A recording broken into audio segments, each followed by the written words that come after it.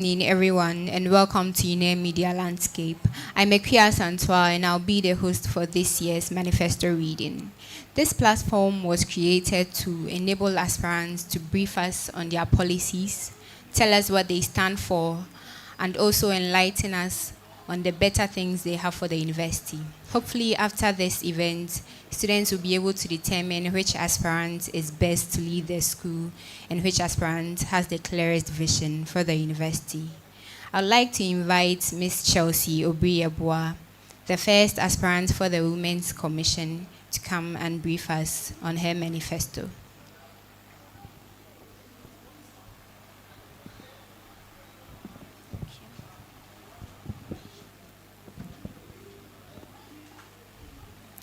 Senior management of the university, officers of the SRC, student leaders, fellow students, ladies and gentlemen, good evening to you all.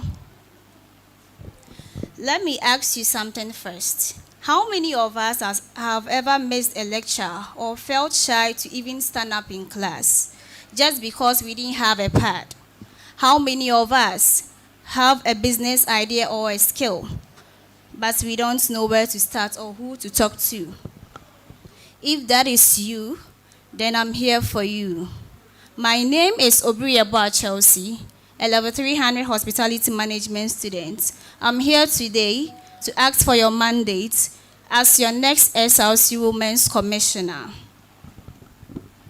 I'm not here to make big promises. I'm here to talk about real problems and real solutions. So I repeat, I'm not here to make big promises. I am here to talk about real problems and real solutions. So to begin with my first policy, I call it the Clean Lady Project. Dignity in every cycle. Access to basic toiletries shouldn't be a struggle. Imagine you are in a 2-hour lecture and your period starts unexpectedly. What do? You rush to the washroom, and there is nothing. There is no pad at the washroom. There is no toiletry at the washroom. What do? Now you have to text 5 friends of yours or go back home and then miss a lecture. That's unfair, and it happens too often. There is nothing. What we will do is we will partner with the university and other sponsors to stock all female washroom with free sanitary towels and other essential toiletries. We will also set up a monthly restock scheduled with all WUCOM representatives to monitor supply for the sanitary pads to be restocked in every female washroom on campus. We will place a feedback box in each washroom so that any female students can report shortage quickly and we can fix it fast. The goal of this project is to ensure that every lady on campus have a safe, clean, and dignified washroom experience.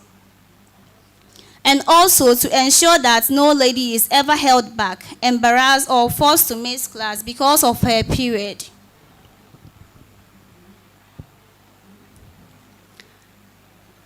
Second is the career and skills for ladies. A lot of us are confused about the future. Some are in STEM and have never met a woman engineer to guide them. Others can braid, bake, design, or sell, but they don't know how to run it and make money out of it.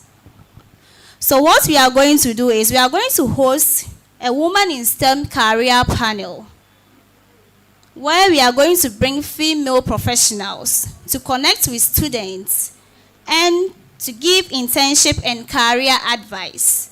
We are also going to run a practical skills section where we teach how to use Canva, AI tools, and social media to run a business. We are also going to teach graphic designing and digital marketing from your phone. We are going to teach how to fix and maintain appliances. Instead of waiting for somebody to come and fix it for you, you can fix it on your own, and that will save cost.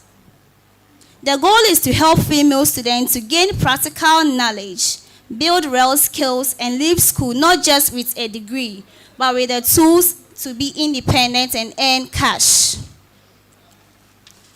My third policy is the engagement policy. Every female voice matters. Your voice matters. That is why I am here to take the leadership skills. Leadership without listening is not leadership. Too many times, decisions are made and ladies are left out. What we will do is we are going to introduce a feedback channel and a program that will bring more females into decision making within the commission so that no one is left behind. We will also launch quarterly open forum to gather concerns and ideas directly from ladies. The goal is to make WUCO more inclusive for all female students so that your voice is heard and your problems are solved with you, not just for you. Next is the ladies' pitch. Financial independence gives women a lot of power. I know a lot of ladies on campus are already doing business. Some sell clothes, some do makeup, some cook, some sell food, and others do their hair. But many don't know how to grow it.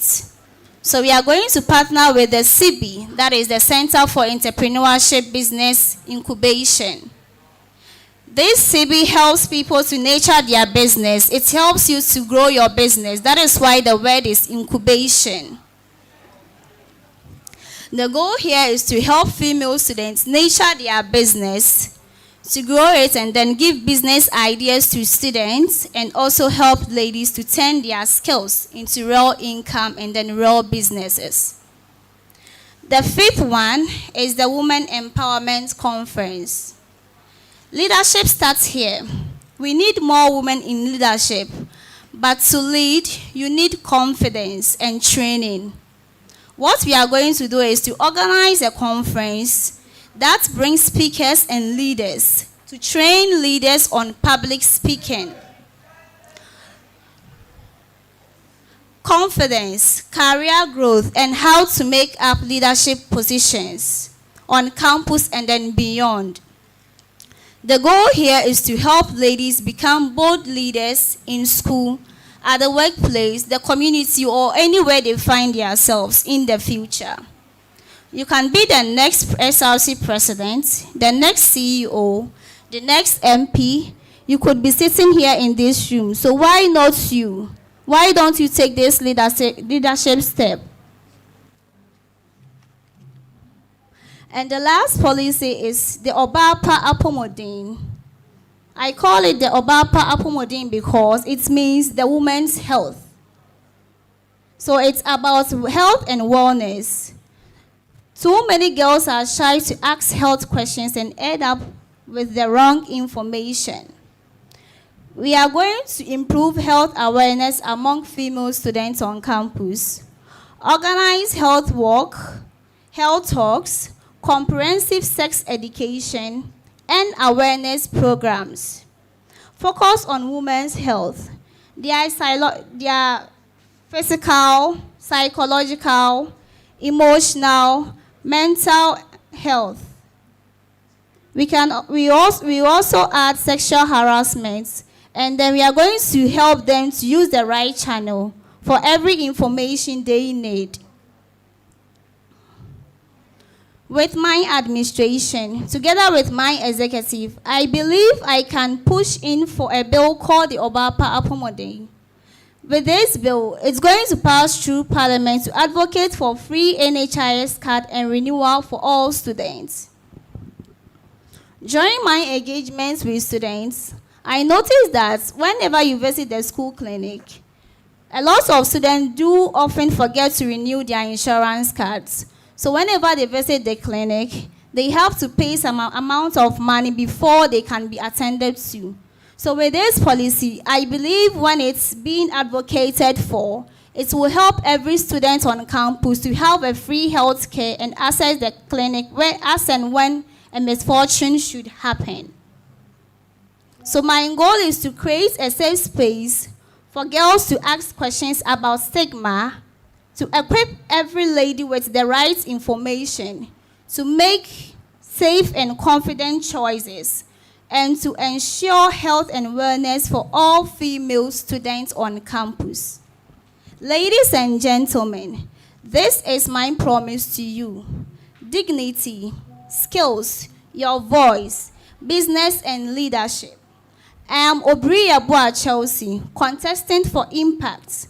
For every lady who needs a voice, for every student who deserves better, this is Chelsea's blueprint, and I'm ready to serve you with empathy, with action and results, because you matter. Vote Obriabua Chelsea as your next SRC local LNUGS Women's Commissioner. #1 candidate on the ballot paper on 12 August. Vote for someone who will work for you and make Uenr a better place. Vote Obriabua Chelsea, your next SRC Women's Commissioner. Together, let's build a campus where every woman is seen and supported. Thank you, and God bless us all.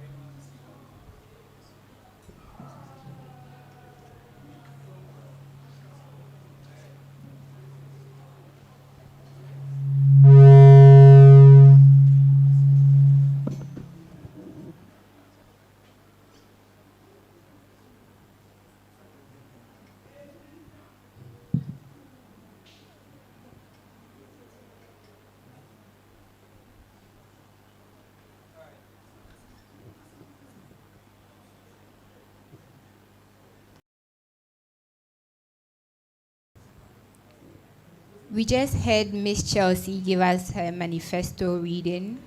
Miss Chelsea, you are welcome. Thank you. How are you feeling?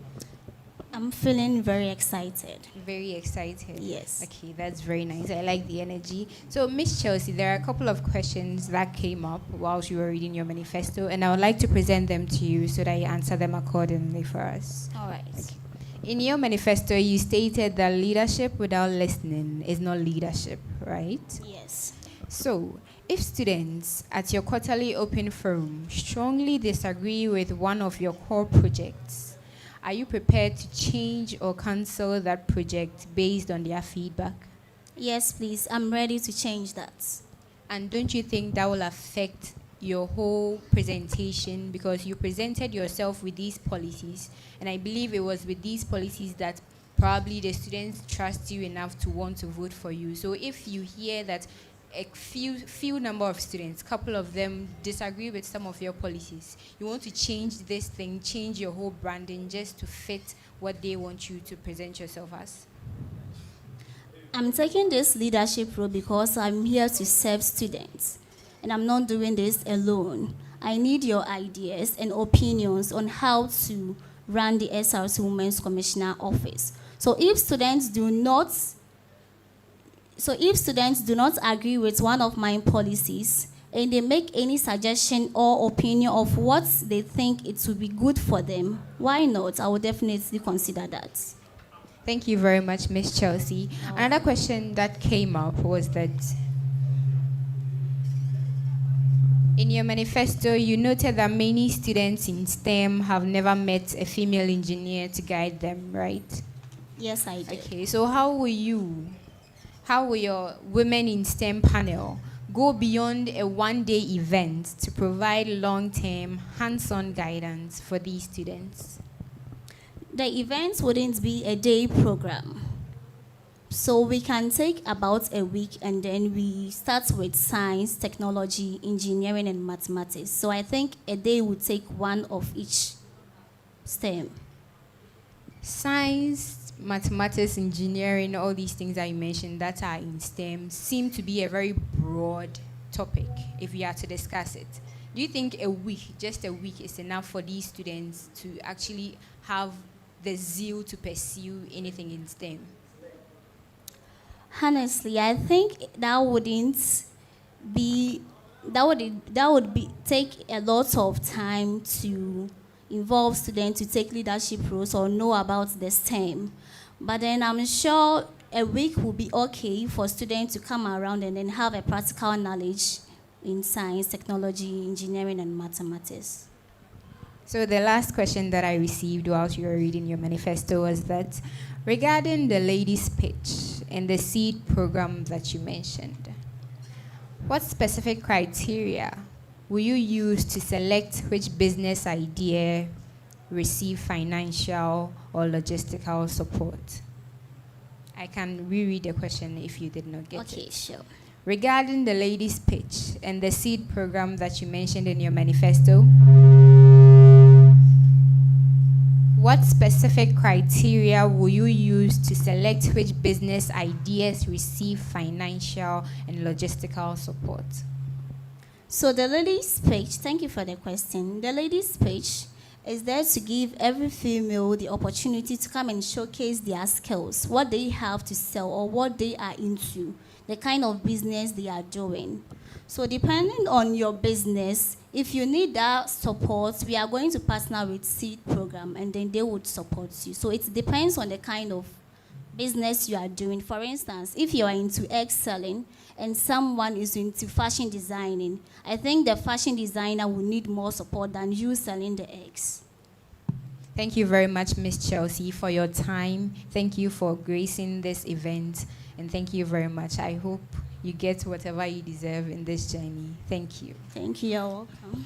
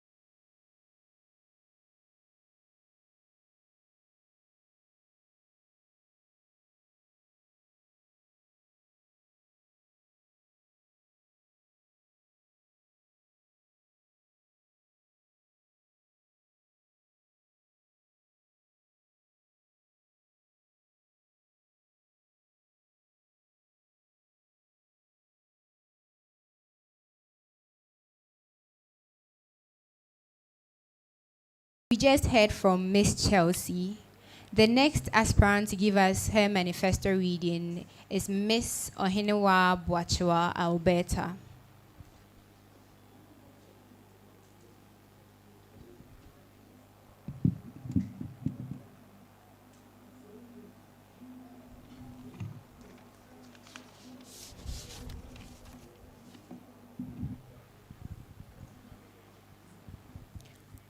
Good evening, distinguished chairperson, members of the Electoral Commission, respected executives, fellow aspirants, ladies and gentlemen.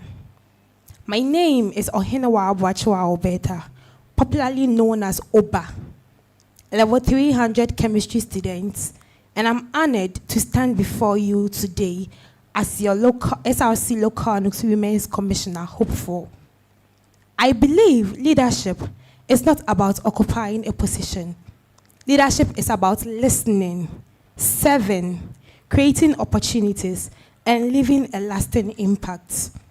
Over the past year, over the past month, my journey as the Sister Women's Commissioner has given me the opportunity to serve, understand the concerns of women, and create platforms that empower and support ladies.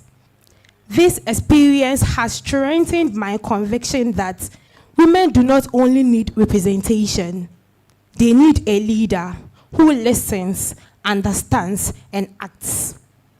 My vision is simple: to build a women's commission where every Uenr lady feels heard, supported, empowered, and celebrated. Ladies and gentlemen, my agenda is built around one major initiative called Her Anchor. An anchor provides stability, direction, and support. In the same way, Her Anchor represents my commitment to creating a support system every lady can rely on. I want to emphasize that my agenda is not built around just organizing programs. Programs comes and goes, but systems create lasting impacts. What I am presenting today are not just policies. They are systems designed to solve problems, create opportunities, and continue serving women beyond one administration. Under Her Anchor, I have developed practical systems that focused on empowerment, welfare, representation, and growth. First, we have Herpreneur Hub, turning passion into profits. I believe that many female students on campus are not only students, they are also entrepreneurs who are building businesses alongside their academics. However, one major challenge many of them face is visibility, access to networks, and opportunities to grow. Through Herpreneur Hub, I want to create a structured platform that supports female students, entrepreneurs, by giving them the exposure they need, connecting them to potential customers, and creating opportunities for mentorship and collaboration. This initiative will include promoting female-owned businesses through available platforms, organizing business exhibitions or vendor opportunities, and partnering with successful entrepreneurs, alumni, and relevant organizations to provide guidance and support. My aim is not just to celebrate women who are already doing business, but to create an environment where more women feel confident to start, grow, and sustain their businesses. Because empowerment is not only about giving women a voice, it is about creating opportunities that allow them to become financially independent and successful. Secondly, her safe space. That means no woman works alone. I strongly believe a good women's commissioner should not assume the needs of ladies. Instead, she should listen. I believe every lady deserves a platform where she can speak, be listened to, and receive the right support. This initiative will create avenues for ladies to share their concerns and connect them to appropriate resources. Another important part of my agenda is the Women's Parliament. Every voice matters. I do not believe in sitting in an office and assuming I know every woman's needs. Leadership begins with listening. Through this platform, ladies will have the opportunity to voice their concerns, discuss issues affecting them, and contribute to solutions. Through partnership and collaboration, the initiative, Her Wellness Plus, will focus on health, awareness, menstrual health, mental health, reproductive health, and overall welfare. Beyond empowerment and welfare, I believe women must also be equipped for the future. Through Empower Her Academy, I want to provide opportunities for ladies to develop skills beyond their classroom, including leadership, financial literacy, personal branding, and career development. I also believe excellence deserves recognition.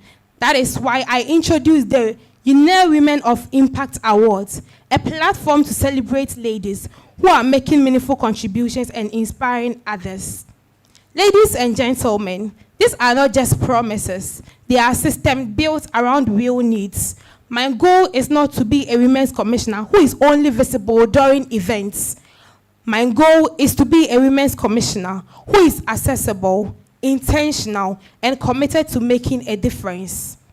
I am not asking for your vote because I'm not asking for your vote because I have the best words. I am asking for your vote because I have the experience, the passion, and the willingness to serve. I believe in a women's commission that listens before it acts, represents before it speaks, and delivers before expectations. Ladies and gentlemen, I believe leadership is not about starting everything from scratch. Sometimes leadership is about recognizing the good works that has already been done, preserving the progress made, and building upon it to create something even better. I appreciate the efforts and contributions of our current Women's Commissioner, who has served and laid the foundation for women empowerment. My aim is not to replace that foundation, but to strengthen it, expand it, and create more opportunities for every lady at Uenr. Every leader is a chapter in a big story, and my desire is to continue the good works, introduce sustainable systems, and leave behind a women's commission that future leaders can continue to build on. I am not promising perfection, but I am promising commitment, accessibility, and a leadership that listens, represents, and delivers. My name is Ohenewa Boachiwa Alberta. I am Oba. Oba for a reason. Vote for a strong voice. Vote for real impact. Thank you.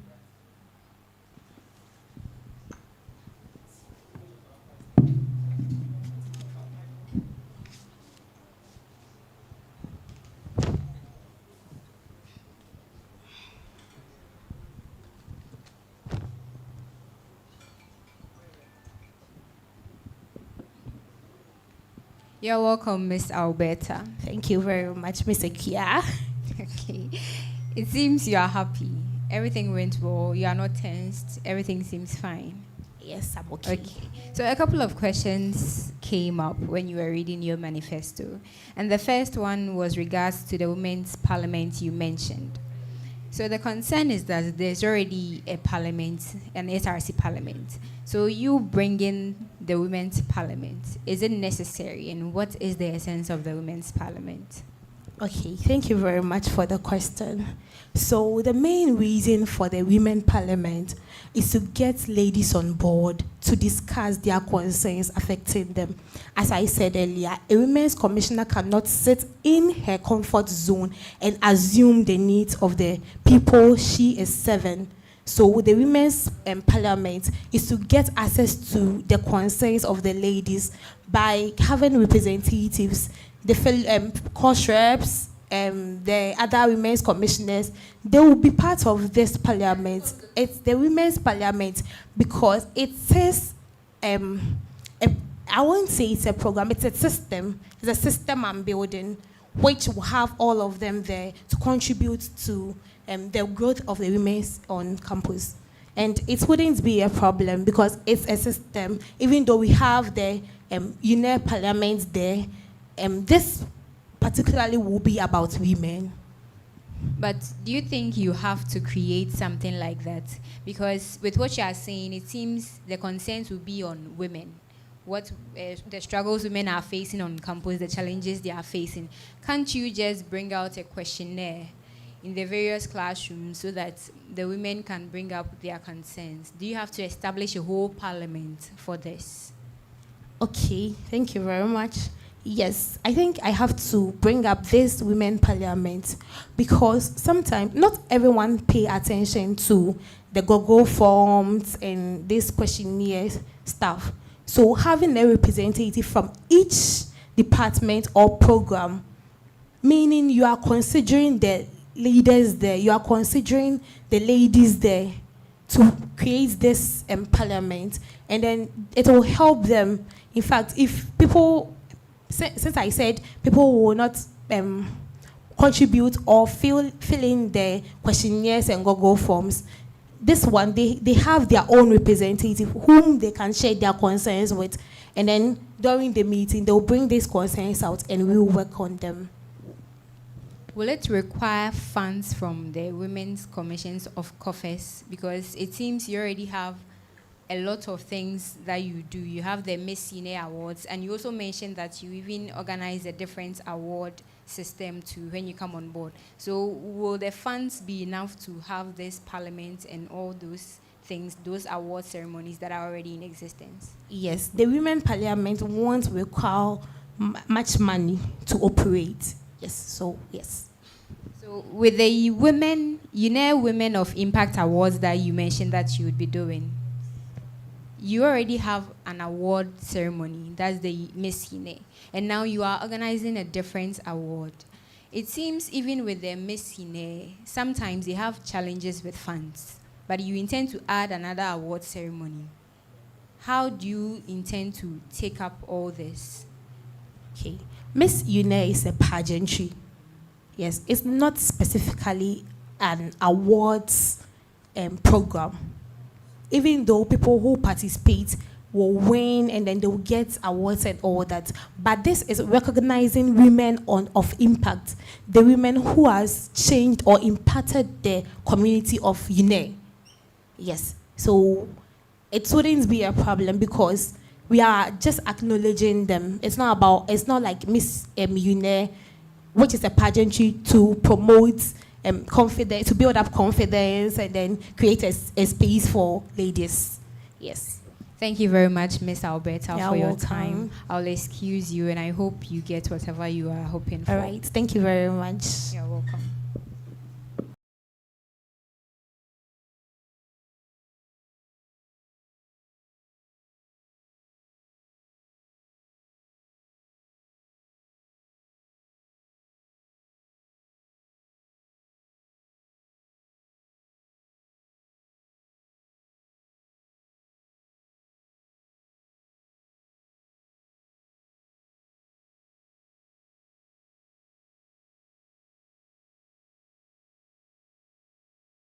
We just heard from Miss Alberta, and the next aspirant for the Women's Commission is Miss Jocelyn Chelsea Jones Hans.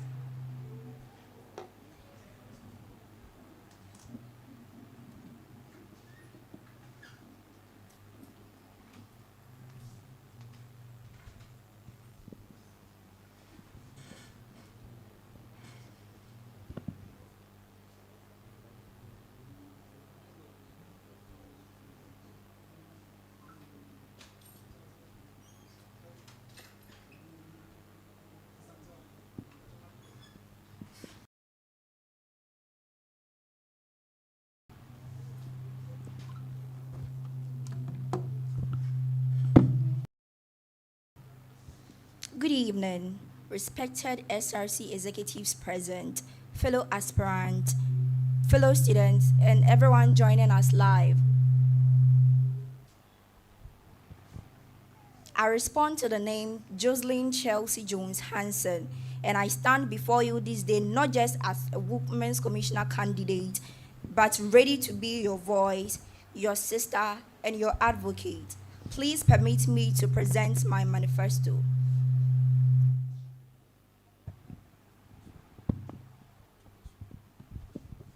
I want to start with a question, not a promise, because I think that this question has been sitting on most of us sitting here on our chest ever since we stepped onto this campus. When something goes wrong for you as a lady, when you are bleeding through your beautiful dresses in the lecture rooms with no way to fix it, when you are scared to walk back from night studies, when the pressure of school, home, money and safety all lands at you at once, whom do you call to? For too long, the honest answer has been no one. You call your roommate, you call your mother, even if she can help from where she is. You carry it quietly, the way women has been taught to be carrying things quietly, because complaining feels like weakness, and asking for help feels like a burden you don't want to put it on anyone. I am not here to give another office that exists on paper. I am here to build with you something that you had to get long time ago from the office of the Women's Commissioner that actually answers your call. Why I am standing here this evening is I have walked through the same path. I have sat in the same lecture halls, worried about same thing whether I will pass, whether I will be safe, whether anyone in the leadership skills actually sees what costs to be a lady trying to succeed in this space. I am not speaking from outside the experience. I am speaking from what we ladies on campus of Uenr do face day in and day out. This manifesto isn't my wish list. This is a plan built from real life stories, everyday's problems that women do face on campus that they've been told me confidently. In my day-to-day engagement, in moments where everyone feels safe enough to say the truth aloud.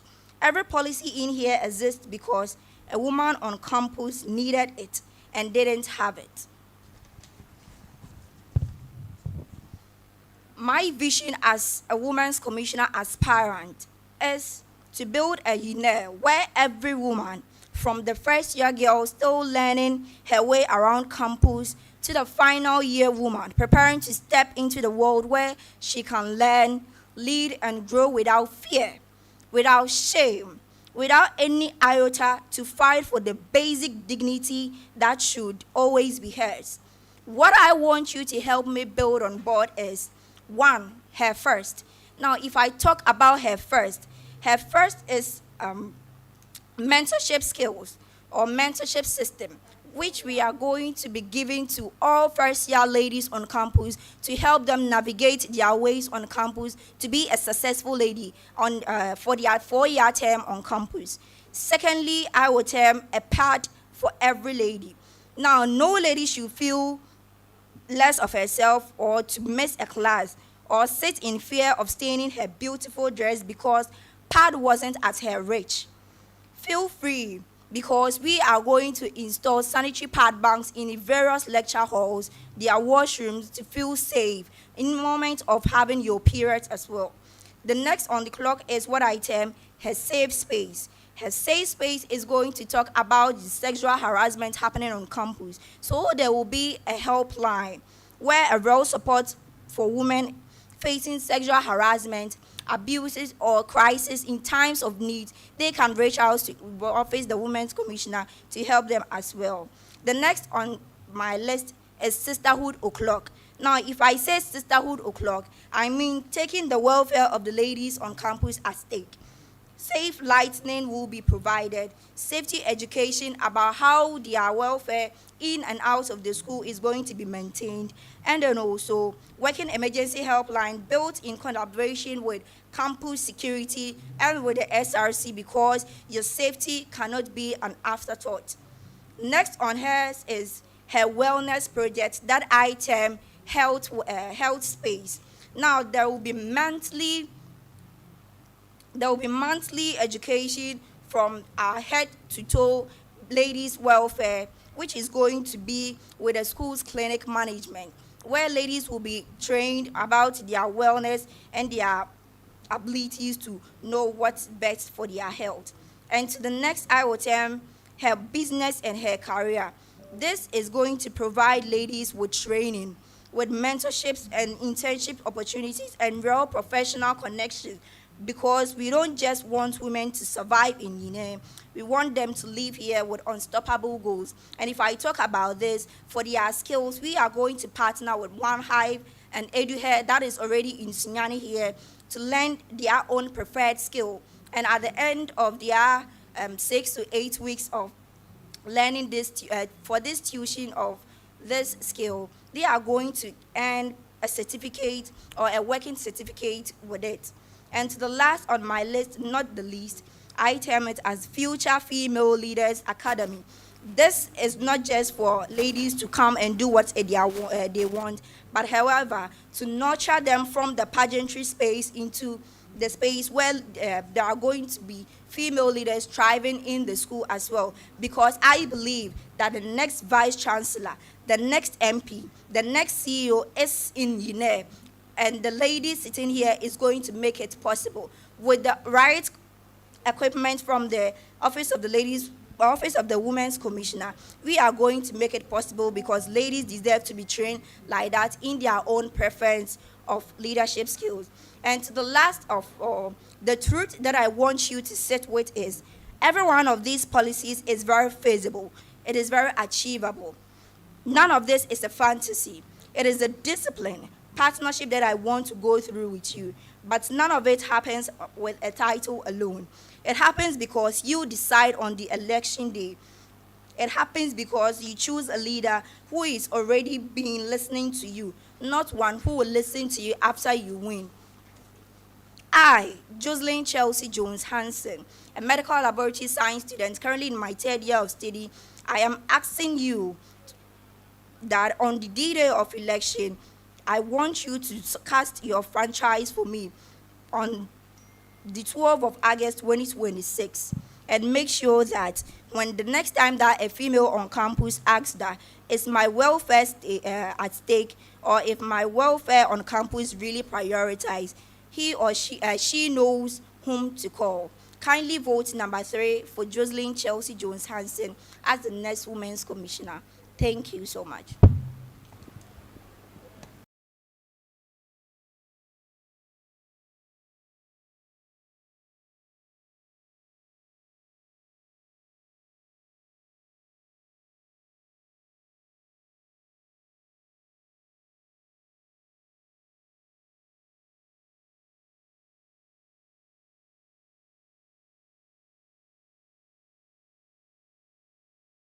Chelsea. Thank you so much. I got a couple of questions while you were reading your manifesto, and I would like to present them to you so that you give us the necessary answer that you have. Right. So the first one was with the Future Female Leaders Academy that you mentioned. Yes. So what concrete skill or training model will you provide to prepare students to become the future vice chancellors that you mentioned, future prominent people, just as you mentioned? Most of the times, ladies feel like they don't want to enter into the space of politics. But then if they have their preference to do so, we are going to equip them in terms of political campaign strategies, everything that comes about their preference of leadership role that they want to enter into. And this is going to be possible because we are not just going to randomly select them to their own preference, that if you want to be nurtured, that is what we are going to do for you. Thank you very much, Miss Chelsea. The next question I received was that this person was asking with you providing parts for everybody. So the question is that, what is your sustainable plan for stocking free emergency sanitary products without exhausting the Commission's budget? Well, you see, most of the times and most frequently, these things are not done alone. So most of the times we call for sponsorships and partnerships as well. So there are these new sanitary pad products that are coming up, and they are willing to partner with me in Uenr here. Yes. So do you have contact with these companies? Yes. And you are sure that they would actually provide should Yes. you be voted into office? Yes, they will. Okay, thank you very much. The next question is with your Sisterhood O'Clock initiative that you mentioned. So what specific step will you take to ensure that these aren't just offices that exist on paper, but rather you can cooperate with the campus security to follow through with these improvements? Well, definitely, we've been speaking to them, and they are willing to intense the number of securities on campus, not just a security at a security post, but however, there can be multiple numbers of securities at a post. So it's going to actually intensify the security bodies on campus. Thank you very much, Miss Chelsea, for your time, and I hope that your endeavors succeed for you. All right, thank you so You are much. excused, please.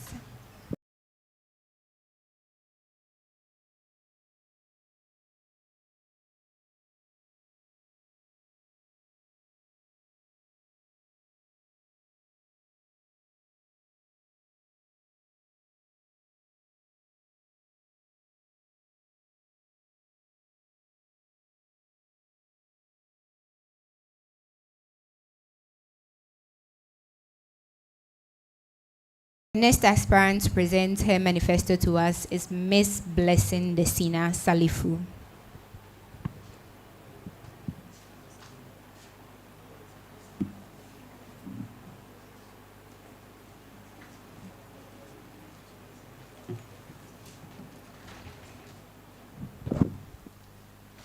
Good evening, Electoral Commission, fellow aspirants, and the entire university community. My name is Salifu Desina Blessing, a petroleum engineering student, and I'm here to share my vision with you all. Having served in leadership positions at JHS SHS and my very first year here in the university, I come to you this evening to share what I stand for. My vision is captured in one simple theme: unleash the she potential, comprising of 3 policies: to protect her, to develop her, and to connect her. To protect her, safety is not a privilege. It is a fundamental requirement for learning, growth, and personal well-being. Every female student deserves to walk across campus without fear, access support without stigma, and pursue her education in an environment where she feels respected, protected, and valued. The Save Her Campus initiative is our commitment to a campus culture where women feel secure, heard, and supported, built through hands-on interventions, awareness, campaigns, and strategic partnerships. The Speak Safe portal and emergency safety QR codes. Many incidents of harassment, intimidation, abuse, and exploitation go unreported because victims fear embarrassment, retaliation, or breaches of confidentiality, and that must change. We will advocate for a secure, confidential reporting platform, Speak Safe, where every female student can report incidents of sexual harassment, abuse, discrimination, exploitation, and other welfare concerns without fear of exposure. Quick response codes placed at strategic locations across campus will give instant access to the platform, so support is never a scan away. Her Shield Awareness Campaign. Unexpected period. We've got you covered. Menstrual health should never become a barrier to confidence, dignity, or academic participation. Yet many girls find themselves caught out during lectures or campus activities without access to sanitary products. Through the Shield Awareness Campaign, we will advocate for partnerships with sponsors, NGOs, alumni, and corporate organizations to stock emergency sanitary pads at designated washrooms across campus. Beyond access, the initiative would also push menstrual health education and open conversations that take the stigma out of the menstrual well-being. Save Her Campus campaign. A safe campus is not built by policy alone. Awareness matters just as much as the cases also come in. Cyberbullying and unhealthy relationship often persist simply because students do not know the warning signs. The Safe Her Awareness campaign will educate students on personal safety, digital safety, consent, healthy relationships, and amongst others, to also help them be able to assess themselves anytime they come across such situations on campus. Chapter 2, Develop Her. Having spoken about creating a safe environment for us all, the next question is, how do we develop ourselves to grow and thrive? Empowerment takes more than encouragement. It means equipping women with the knowledge, confidence, and real-world skills and opportunities they need to excel in school, build careers, and lead in their communities. The Develop Her initiative is designed to prepare female students for life beyond the classroom by investing in their personal, academic, and professional development. 1. Her Skills Academy, turning digital skills into income opportunities. The digital economy creates new opportunities every day, and many of today's most valuable careers and businesses are built on skills students can learn while we are still in school. The Her Skills Academy will give female students hands-on training on high-demand digital skills that can generate income, improve employability, and encourage entrepreneurship. It may include graphic designing, video editing, content creation, digital marketing, amongst others. Her Leadership Workshop. Leadership is not reserved for people who hold official positions. It is a skill that women influence change whenever they find themselves in it. The Her Leadership Workshop will offer structured leadership development that helps female students to build confidence, communicate effectively, and prepare for leadership opportunities within and beyond the university. Training sessions will focus on public speaking, effective communication, teamwork, emotional intelligence, amongst others. She in STEM, encouraging more women to lead in science and technology. Women continue to make real contributions to science, technology, engineering, and mathematics, but many still lack the chance to explore emerging technologies through hands-on learning. Training programs will include introductory and immediate sessions in areas such as coding, robotics, artificial intelligence, and emerging technologies. Students who complete the selected programs will receive certificates of participation through our partner organizations, and the initiative will connect them with women already working in STEM. Her entrepreneur platform, supporting women with ideas to build sustainable businesses. Many female students have strong ideas, creative talent, and real entrepreneurial ambition, but not always that they have the mentorship with them, the business knowledge, or the guidance to take the next step. This platform will focus on business development training, business model development, financial literacy, pitch competitions, and innovation challenges. We will also advocate partnership with financial institutions, entrepreneurship centers, and development organizations to open up student-friendly funding and business support. Chapter 3, Connect Her. Success is rarely achieved alone. Behind every successful woman is a network of mentors, peers, professionals, and opportunities that help to shape her journey. The Connect Her initiative is designed to bridge the gap between female students and the people, institutions, and opportunities that can turn their ambitions into reality. 1. She Connects program, building friendships beyond campus boundaries. Leadership grows through exposure.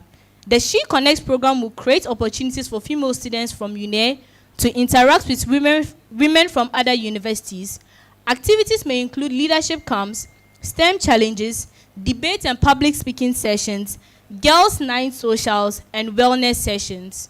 These interactions will expose students to new ideas, broaden their perspectives, and build relationships that last well beyond graduation. She Lead Mentorship. Every great woman deserves a mentor. And my mentor is Dr. Khadija Owusu. So I do believe that each and every lady out there deserves someone they have to look up to.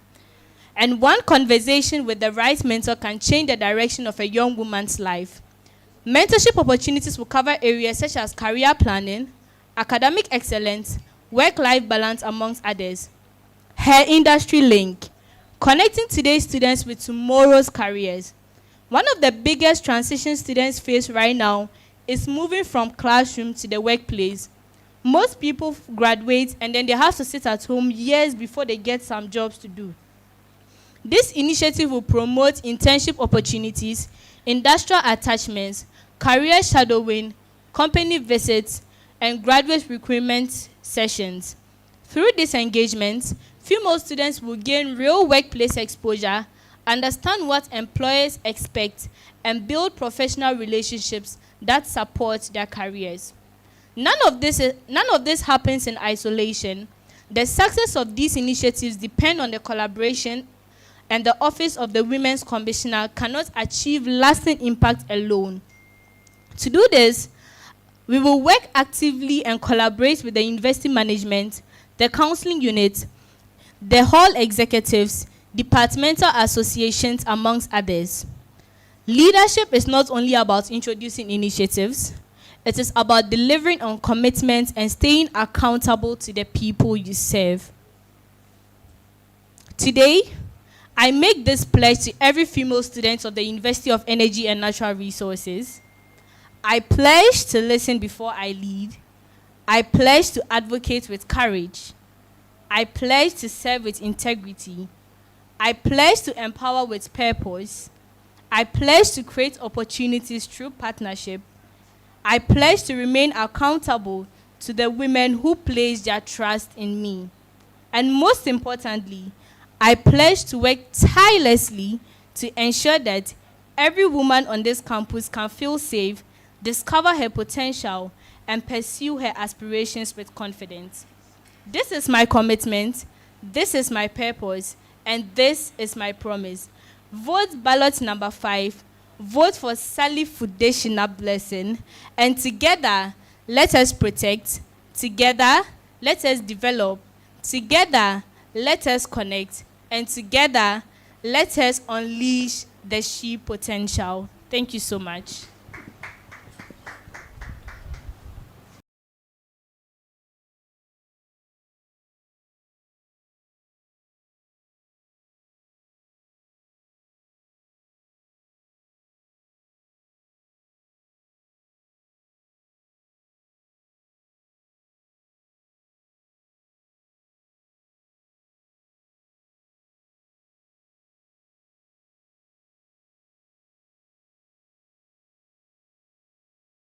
You're welcome, Miss Desina. Thank you so much. How are you feeling? I'm doing quite well. What about you? That's fine. That's good news. A couple of questions before you leave. The first one is that before you ended your manifesto, you pledged accountability to the women in the university, yeah? Yes, please. So do you perhaps have a way to show accountability, maybe an open forum for them to hold you accountable to whatever that you intend to do should you come to office? Okay, so first of all, I would make sure that with the financial secretary, we are coming to work hard on it such that anything we spend during our administration is being accounted for. And also we would make a QR code available to the students or even a Google form so that anything they have to let us know, maybe concerning some things they think we are not accountable for, they let us know and we would work on it. We will not wait till the last minute to do all this stuff. It'll start right from the beginning of the administration. Okay, Ms. Desina. The next question is with regards to your Speak Safe portal. So what technical measures will be in place to guarantee a student's identity remains protected and that they won't face retaliation for reporting any form of harassment? Okay, so first of all, it's not something I'm going to work on alone, but it's going to be in collaboration with the counseling unit in the university. And upon conversations with the people in the office there, I was told that they run on, should I say, a license. So whatever information is being sent to that office has no right to get out of the office. So since we are working collaboratively with them on this particular policy, whatever information or whatever complaints you bring to the office remains within that circle. And whatever is supposed to be done to whoever has done that will definitely be done to the person. Thank you very much for your answer. The next question is with your HES partnership. Will you establish to ensure students can actually find remote work? Okay, so this particular initiative is not something to guarantee that you have a source of livelihood after graduation, but for you to have a side income. We are in a generation where if you depend on just your salary, it's not going to help you. So this is just going to be a side income. So the graphic designing, the video editing, the content creation are things you can just do side to just get a little bit of income. And I believe we can partner with Ms. Janet Isifu, that's One Hive Ghana. These are NGOs and corporations that can help us develop the girls and teach them these skills. Thank you very much, Ms. Desina, for your time. Thank and I you, really Jane. hope that you succeed in your endeavors. Thank You're you so much. excused. Thank you.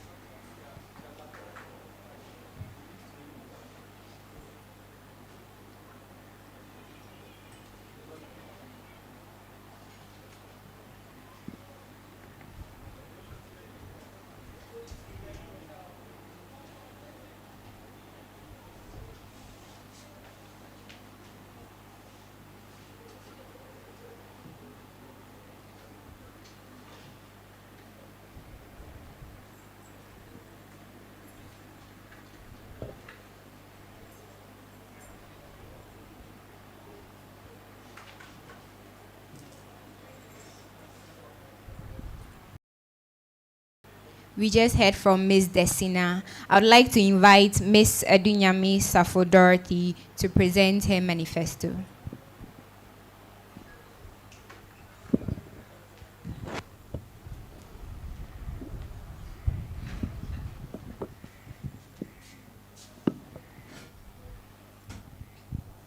Good evening, lovely people of Uenr. I'm Edunyami Safo Dorothy, and I present to you Uyedi Yombotaye, a manifesto for the office of SRC Women's Commissioner, Dorothy Edunyami Safo, a candidate. Leadership is not about a title or designation, it's about impact, influence, and inspiration. Why am I standing before you? I did not build this manifesto in an office. I built it in a place where students actually talk. Hostel corridors, dining halls, the long queues outside lecture theaters, the quiet moments after class when someone finally says what has been bothering them all semester. Your well-being, our goal, is what I bring back to you, put into plan. Every one of us knows what it feels to sit in a lecture hall while something outside academics is weighing us down. A missed meal, a period that caught you off guard with no pad in sight, a scholarship deadline you didn't even know existed until it had passed, course registration that turned a fresh semester into a headache before it began. These are not small things. They shape whether a student can actually show up and give their best. I am running for Women's Commissioner because I believe welfare should not be an afterthought squeezed in between bigger priorities. It should be the foundation everything else stands on. And while my mandate centers on women's welfare, I refuse to build a vision that leaves our brothers behind. The mental health struggles many men on this campus carry in silence deserve just as much attention as other welfare issues we face. What I stand for. This manifesto rests on 5 simple commitments. Every student, regardless of background, department, or financial standing, will be welcome, not filtered out. Sensitive matters around health and hardship will be handled with confidentiality, and dignity they deserve. Promises made here will be tracked and reported back to you, not forgotten after election day. No single office can meet every need alone, so I will build a real partnership across the university and beyond. And nothing I start will be designed to end with my tenure. It will be built to outlast me. So I present to you 7 pillars, 1 goal. These are the 7 commitments I am putting my name behind. None of them are slogans. Each one comes with a plan, a partner, and a way for you to hold me accountable. Pillar 1, scale her up. A degree alone doesn't guarantee a future. I will bring practical workshop in digital skills, public speaking, budgeting, and entrepreneurship straight to campus. Pair students with mentors who have worked their path before them, and give at least 500 women the chance to build skills that outlast their time here. Pillar 2, healthy minds, healthy lives. Your mind matters as much as your grades. I will bring Mental Health Awareness Week, basic health screening, and a trained peer support network to campus so that no student has to carry the struggle alone or in silence. And because reproductive health starts with hygiene, I will push for a cleaner washrooms, consistent soap and washer, and a campus that treats sanitation as a health priority, not an afterthought. Pillar 3, Path Hair Project. No woman should ever miss a lecture because she was caught off guard by her period. I will set up discrete emergency pass stations across halls and key buildings, build a confidential system for assessing them, and start the conversation with university management about sustained long-term support. Pillar 4, nourish her pantry. Nobody should choose between a meal and their studies. I will establish a quite dignified food support for students facing hardship, backed by donation drives and partnership with the Dean of Student Office, and extend it to support our Muslim students during the holy month of Ramadan. Pillar 5, unlock her future.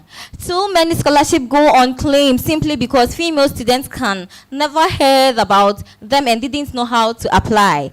I will build a verified, regularly updated scholarship bulletin, run application writing, workshop before every major decline, and connect students with volunteers who have been through the process successfully. Last but not the least, pillar 6, stronger together. Gender equity is not a competition. I will create real stigma-free space for our male colleagues to talk about mental health, work alongside the counseling unit and students there to normalize that conversation and make sure every wellness initiative I run is built for the whole student body, not just a half of it. Pillar 7, which is the last one, register right. Course registration should not feel like a fight against the system. I will set up staff support desks during every registration period, put out simple guides that explains the process in plain language, and push the academic affairs office to face the reoccurring problems students face year after year. How do you hold me responsible? I will ask for your votes. I will not ask for your vote and disappear. At the end of every semester, I will publish a plain, honest update on what has been done, what is still in progress, and what has not worked, along with the reason why. I will collect feedback from every major activity, instead of assuming I already know what you need. And before I leave office, I will hand over clear documentation so that whoever comes after me does not have to start from zero. My pledge to you today: I am not promising a perfect tenure. I am promising a present one.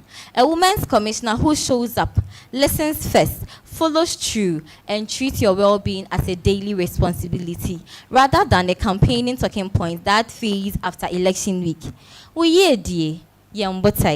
Your well-being, our shared goal, and I'm ready to carry it with you.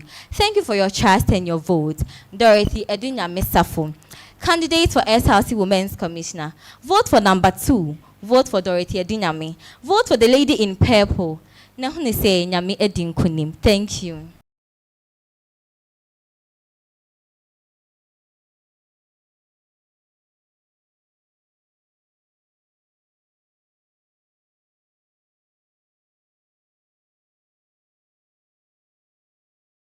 You're welcome, Miss Dorothy. Thank you very much. You seem quite excited. Yes, I am. Okay. I'm passionate about my work, so I have to be excited. Well, that's very good. A couple of questions for you. So the first one is with you bringing up quite a unique policy with the Stronger Together policy you mentioned. You said it's a pillar that focuses on the mental health on male and then female together at large.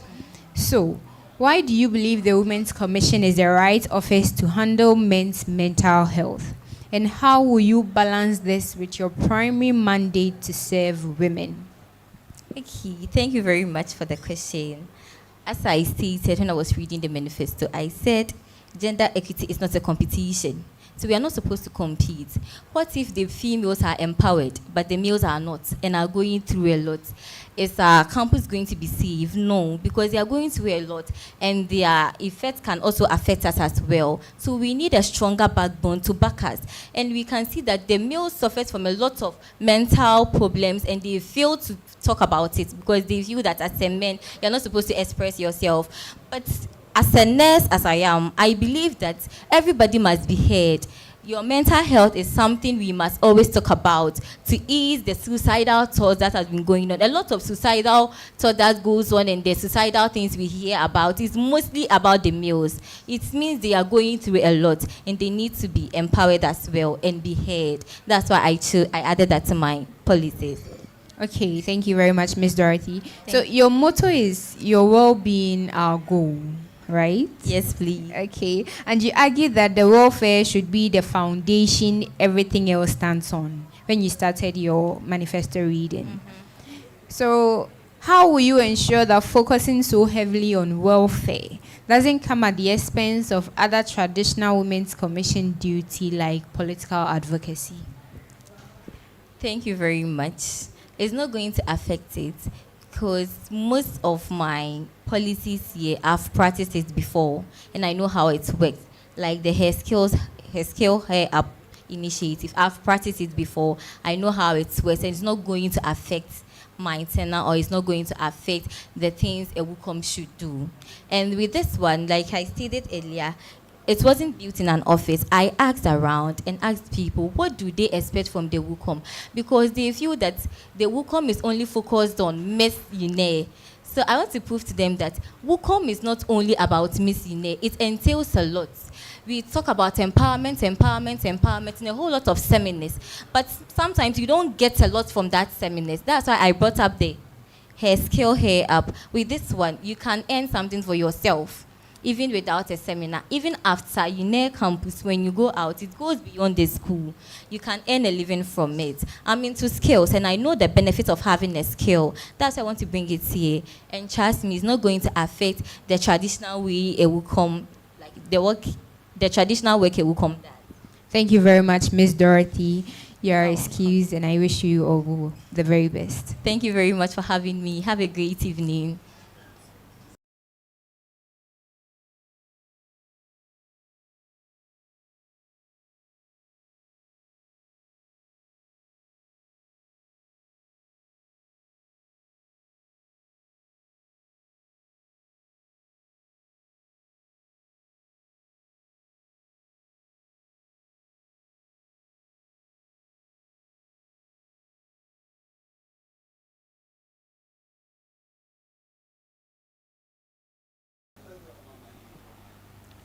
This brings us to the end of the manifesto reading for the aspirants for the Women's Commission.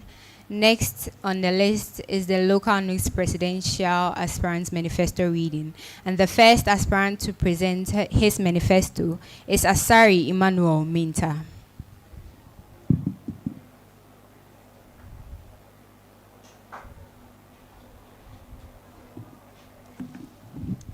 Good evening, ladies and gentlemen.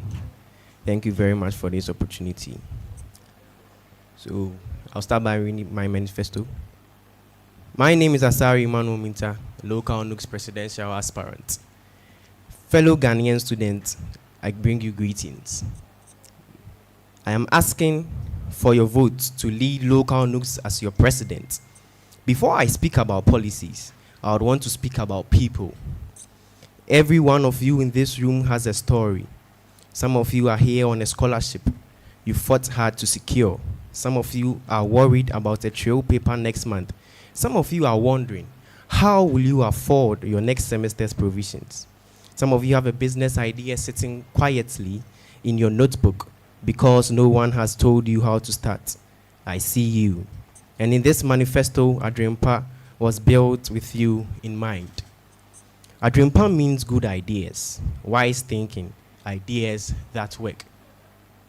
That is why I'm offering today, not promises for the sake of promises, but a clear, practical plan for the next year of our union. Let me walk you through it. Number one, academic support. We all know the pain of difficult core course. The lecturer moves fast, the textbook is unclear, and by the time trail exams arrive, panic setting. Under my leadership, local LNUGS will run a peer tutorial program, train student tutors assigned to the courses that give us the most trouble, matched to you by your department and your hall, so help is never far away. In these weeks, before trails, we will organize structured revision sessions led by the students who have already excelled in that very course.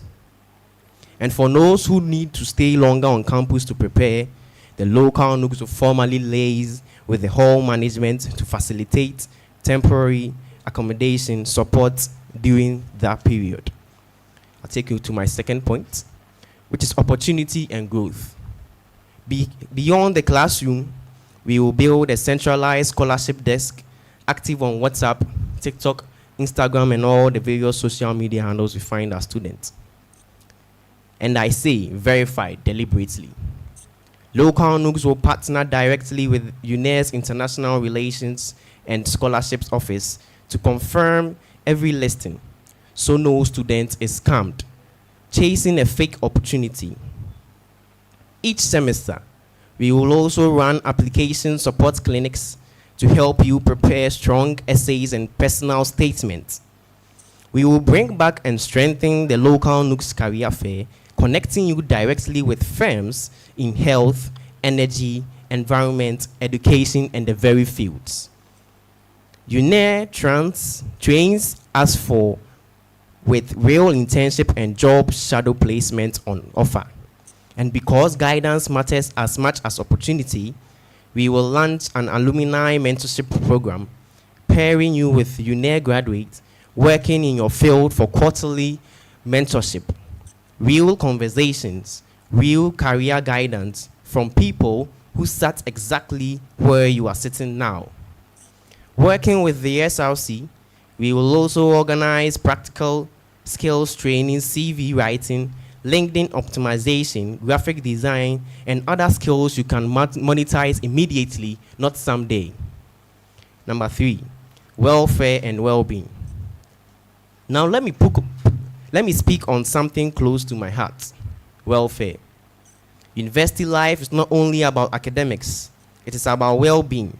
We will partner with the university counseling unit to run structured mental health campaigns every semester. And we will appoint trained peer support ambassador in every hall and department, someone close enough to notice when a friend is struggling and equipped with confidential pathway to connect that student with the real professional support. We will establish a local LNUGS food bank so that no student facing short-term hardship has to go without provisions, assessed through a confidential process with dignity without public disclosure. And working with the SRC, the university clinic, and other health and partner health organizations, we will organize free screening every semester, blood pressure, blood sugar, general wellness with referrals where further care is needed. My 4th point, governance you can trust. A manifesto means nothing without accountability. So here is my commitment to you. Quarterly financial and activity reports published openly, showing exactly what has come in and what has gone out, and what has been delivered. Once a year, we will stand before you again for a full State of the Union address to account for our stewardship, not to hide from it. We will also build a 24-hour student grievance and response platform, a WhatsApp line, and a Google form, so that whenever you have a concern, academic or welfare, you can raise it at any time. A rotating executive team will monitor it, and every student will get an acknowledgement within 24 hours and a real response within 48 hours. And every major decision that affects you will be communicated promptly through our official channels and a regular bulletin, because an informed student body is an empowered student body. My 5th and last point, business, sports, and entertainment. Finally, for our entrepreneurs, we will launch local LNUGS business incubator with mentorship, business training, and real marketplace to showcase and sell what you build. And once a year, local LNUGS business challenge, a pitch competition with seed funding for the strongest student ideas, because talent without capital too often dies quickly. We will strengthen our sports department with the equipment our teams need to compete and win an inter-university games. And we will expand the local LNUGS week itself with more interdepartmental competitions and social games, so that it becomes something every single one of us looks forward to. Here are my closing remarks. Fellow students, this Adrimpa, not a wish list, a plan, one I intend to hold, to be held accountable to, quarter by quarter, report by report. I am not asking you to trust me blindly.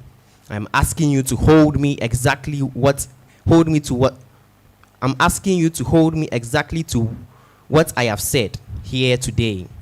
If I fall short, you will know it, because I will publish it myself. What I am offering is simple: a union that works for you academically, protects you socially, opens doors for you professionally, and answers to you honestly. On voting day, I humbly ask for your mandate. Together, let's build a local LNUGS that Ghanaian students at Uenr can truly be proud of. Thank you all, and God bless us all.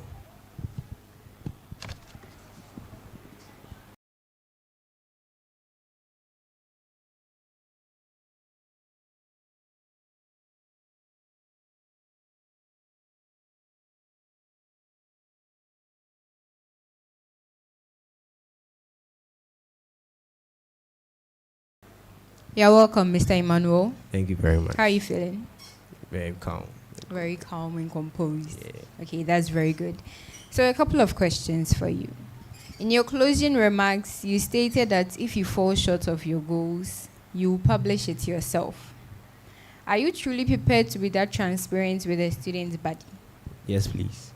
And why do you intend to publish it yourself if you've fallen short? Don't you think it's better to resign? Oh, that is not the right thing to do, because I believe publishing it myself will let the student body know what exactly we have been able to do, because maybe if we have shortcomings, they will be able to know that this and these are the reasons why some of these shortcomings came up.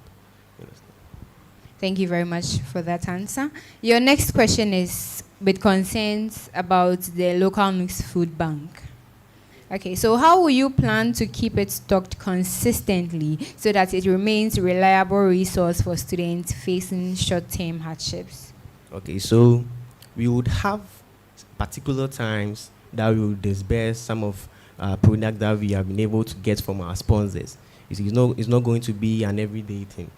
So we have a particular time within each semester where we will disperse some of the things we have been able to get from our sponsors. Yeah, that's how. So the funding will be based solely on sponsorship? Not solely on sponsorship, but there will be a helping hand. We would also try our possible best to get some of the money from internally produced by local LNUGS. With your local LNUGS business challenge, you said it included seed funding. So for stronger student ideas, what is the specific source of this capital? And how will you ensure the selection process is transparent and fair? Okay, so with the local LNUGS business challenge, you see we have recently LNUGS launched the Student Entrepreneurship Enterprise Development Program, where they give students grants to help them with their businesses. So since we are local LNUGS, we have direct contact with the LNUGS, the national LNUGS. We will bring down representatives of the seed program and then pitch for slots for some of our students. So then we'll have a vetting panelist that will try to see which business plan is profitable in the long term, and then we give the person the grant. Thank you very much, Mr. Emmanuel, for your time, and I wish you all the best. Thank you very much.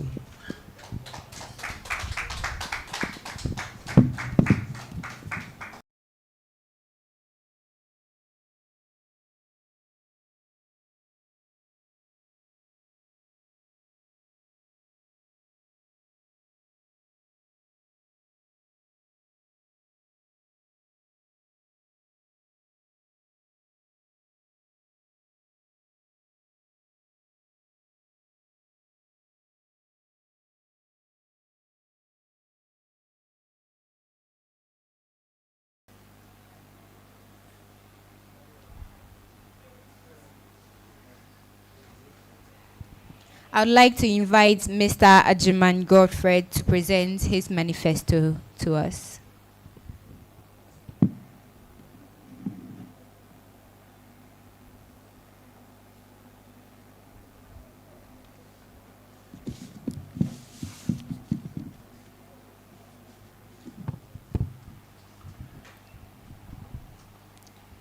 To the Electoral Commission, the Executive Council, distinguished patrons, and the good people of Uenr, good evening to you all. As Nelson Mandela stated, education is the most powerful weapon which you can use to change the world. Education cannot transform lives if basic student needs remains unmet. My candidacy for local LNUGS president is anchored on addressing our daily challenges with direct measurable actions through the three core policies, which is the Musufre policies. One is the student welfare and accommodation reform, academic excellence and support systems, external relations from LNUGS for campus development. I am seeking the office of local LNUGS president because I believe true leadership requires moving beyond passive discussion into decisive and meaningful actions. My vision is to cultivate a campus where no student's ambition is limited by their living conditions, where academic success is an open door for everyone, and where our collective voice commands the resources we truly deserve. It is a vision worth believing in because it touches the human heart. It raises the standard, the idea of LNUGS from a quiet administrative body into a collective force that demands and pulls resources to campus. It speaks to every student. Whether a student is worrying about hostel fees tonight or struggling with a tough course tomorrow, this vision tells you, you belong here, and your journey matters. As Proverbs 24 verse 3 to 4 says, by wisdom a house is built, and through understanding it is established. Through knowledge, its rooms are filled with real and beautiful treasures. Vote for action. Vote for progress. Vote for Ajman Godfred. Vote number 1. Avanti. Forward. Thank you.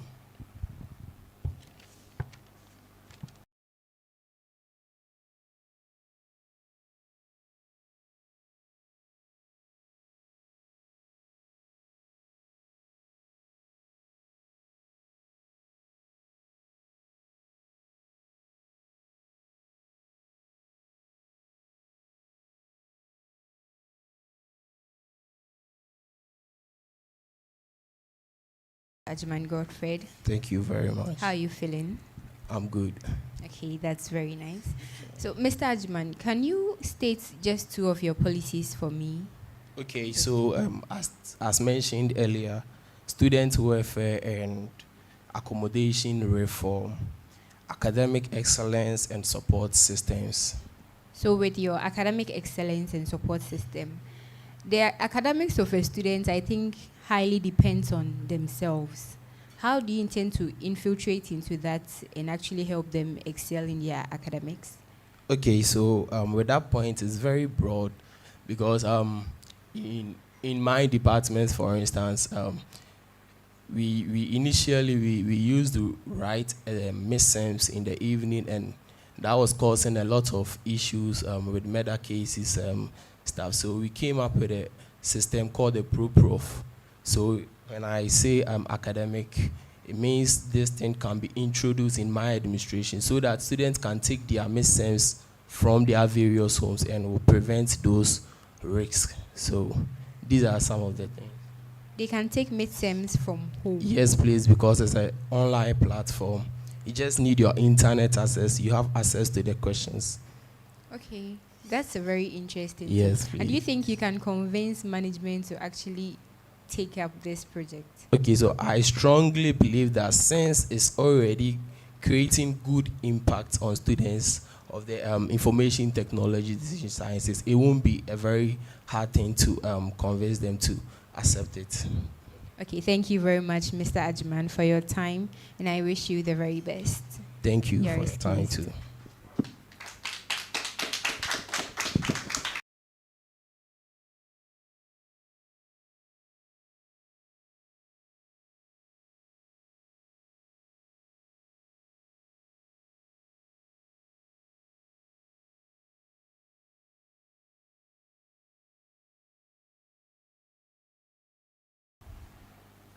I'd like to invite Mr. Justice Jusius Kwam Sam to present his manifesto.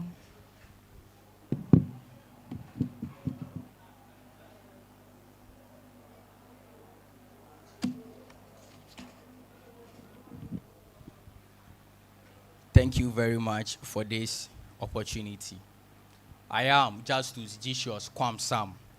I read medical laboratory science and I'm in level 300. Currently, I happen to be their MP and at the same time the majority leader for the 13th Parliamentary Council, which means I represent the association or the department at the SRC level.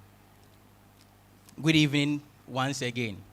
Dear fellow students, leadership is not merely about occupying a position. It is about creating opportunities, solving problems, and leaving behind a legacy that improves lives. I present myself before you with humility, purpose, and a clear vision to serve every student of the University of Energy and Natural Resources. Our university is filled with brilliant minds, ambitious dreams, and limitless potential. Yet, many students continue to face challenges that affect their academic journey and overall university experience. Rising accommodation costs, limited access to scholarships, inadequate digital infrastructure, insufficient career development opportunities, and concerns about campus safety and realities we cannot talk about. The time has come for leadership that listens, leadership that advocates, leadership that delivers. My vision is very, very simple: to build a local LNUGS that puts students first, one that is innovative, transparent, and inclusive, committed to practical solutions rather than just empty promises. This manifesto is not a collection of aspirations. It is a strategic roadmap developed from the needs and voices of students, with practical implementation, plans, and measurable outcomes. Together, let us transform our challenges into opportunities and build a stronger local LNUGS for today and for generations to come. My mission is to provide a purposeful leadership through advocacy, collaboration, accountability, innovation, and inclusive development, while ensuring that every policy directly improves students' life. Let me take you through my policies. These are baby steps policies. There is a saying, big things begins with baby steps. Let's take these baby steps together. Number one, the student housing affordability policy. Affordable accommodation, better student living. Accommodation should never become a barrier to education. Why are we paying tens of thousands for hostels? Why are you paying tens of thousands just because of accommodation? My administration will advocate for a more transparent and affordable hostel systems by engaging hostel owners, university management, and relevant stakeholders to ensure fairness in hostel pricing. I will restructure the local new student housing committee to engage hostel owners before every academic year and collaborate with rent control units. I will restructure my hostel up very, very, very well to contain verified hostels, facilities, and price ranges. I will advocate for flexible hostel payment arrangements. Number two, scholarship and student empowerment program, creating opportunities and rewarding excellence. No deserving students should abandon education because of financial hardship. My administration will establish the local new scholarship scheme to support academically excellent and financially challenged students. I will create a transparent scholarship selection process, partner with alumni, corporate organizations, NGOs, and philanthropists. I will introduce emergency educational support initiatives. Third on the list, skills enhancement and career development initiative, equipping students beyond the classroom. University education must prepare students for life beyond graduation. I believe that students shouldn't graduate with only the degree that they are pursuing. Through the local news skills enhancement through the local news skills enhancement academy, students will receive practical training in emerging and employable skills. Training areas which include artificial intelligence, digital marketing, graphic designing, photography, public speaking, leadership development, and others. We shall also organize career fairs, mentorship programs, and professional certification opportunities. Digital Campus and Smart Connectivity Initiative. A connected campus, a smarter future. Technology should support learning, not limit it. My administration will advocate for improved internet connectivity and digital learning resources. I will lobby for expanded campus Wi-Fi coverage, promote institutional education and email accounts, facilitate access to Microsoft Office 365, Google Workspace, and educational softwares, organize digital literacy programs, safety and healthy campus initiative. Every student deserves a secure and healthy learning environment. We shall advocate for additional street lights around campus and hostel communities.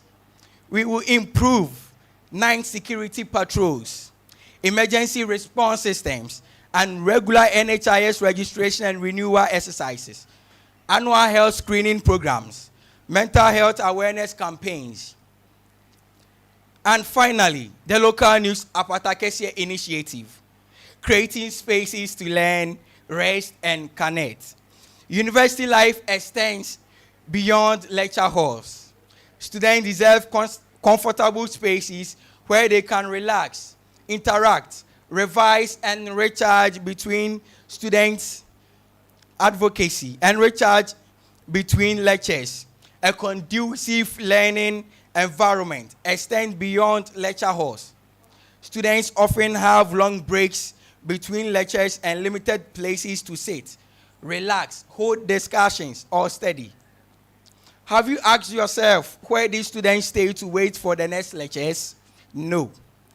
My administration will champion the establishment of the local news Apatakesia, a network of modern outdoor student pavilions designed to improve student welfare, encourage collaboration, and enhance the campus experience. Each facility will feature comfortable seating, a roofing for protection against sun and rain, adequate lighting, waste bins, future integration of Wi-Fi and charging points.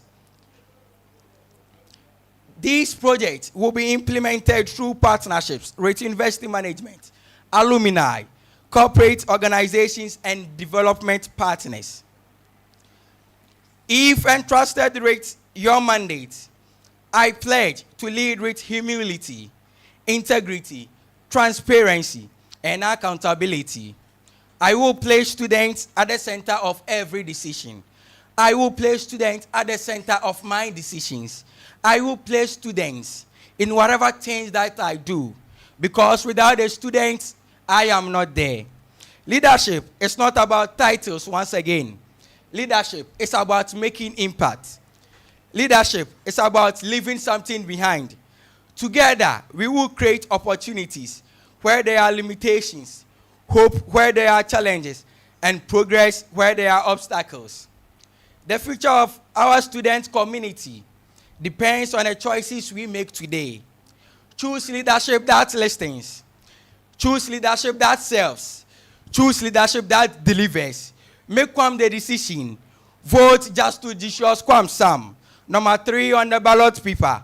I am the only person wearing an African print on the ballot paper.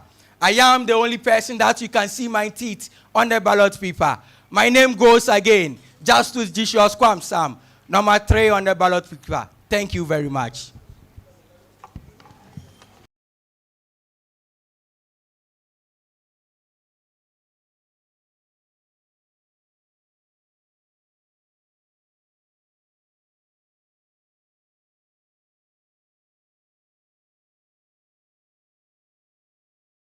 How are you much. feeling? I'm feeling very well.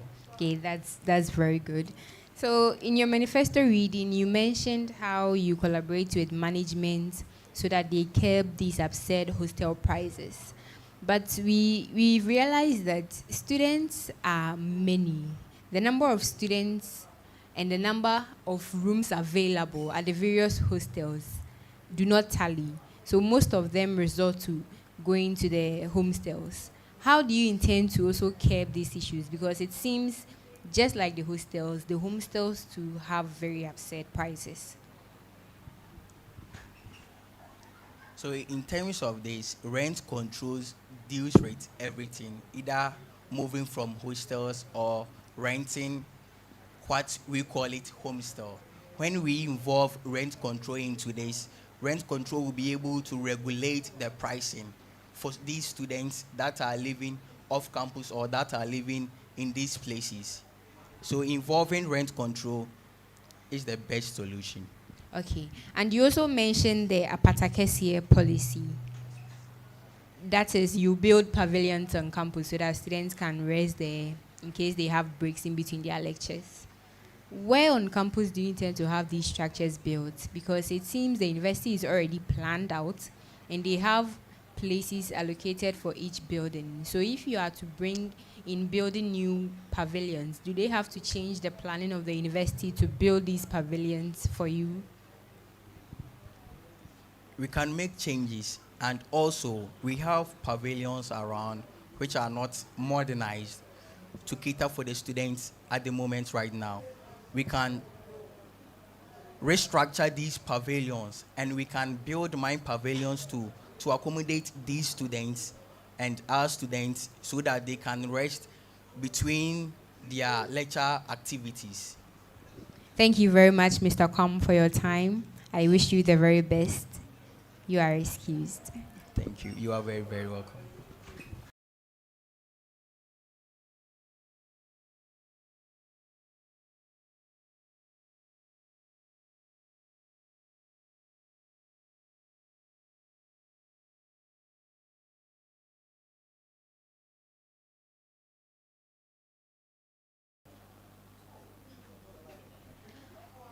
I'd like to invite Mr. Collins Danso Intiamwa to present to us his manifesto.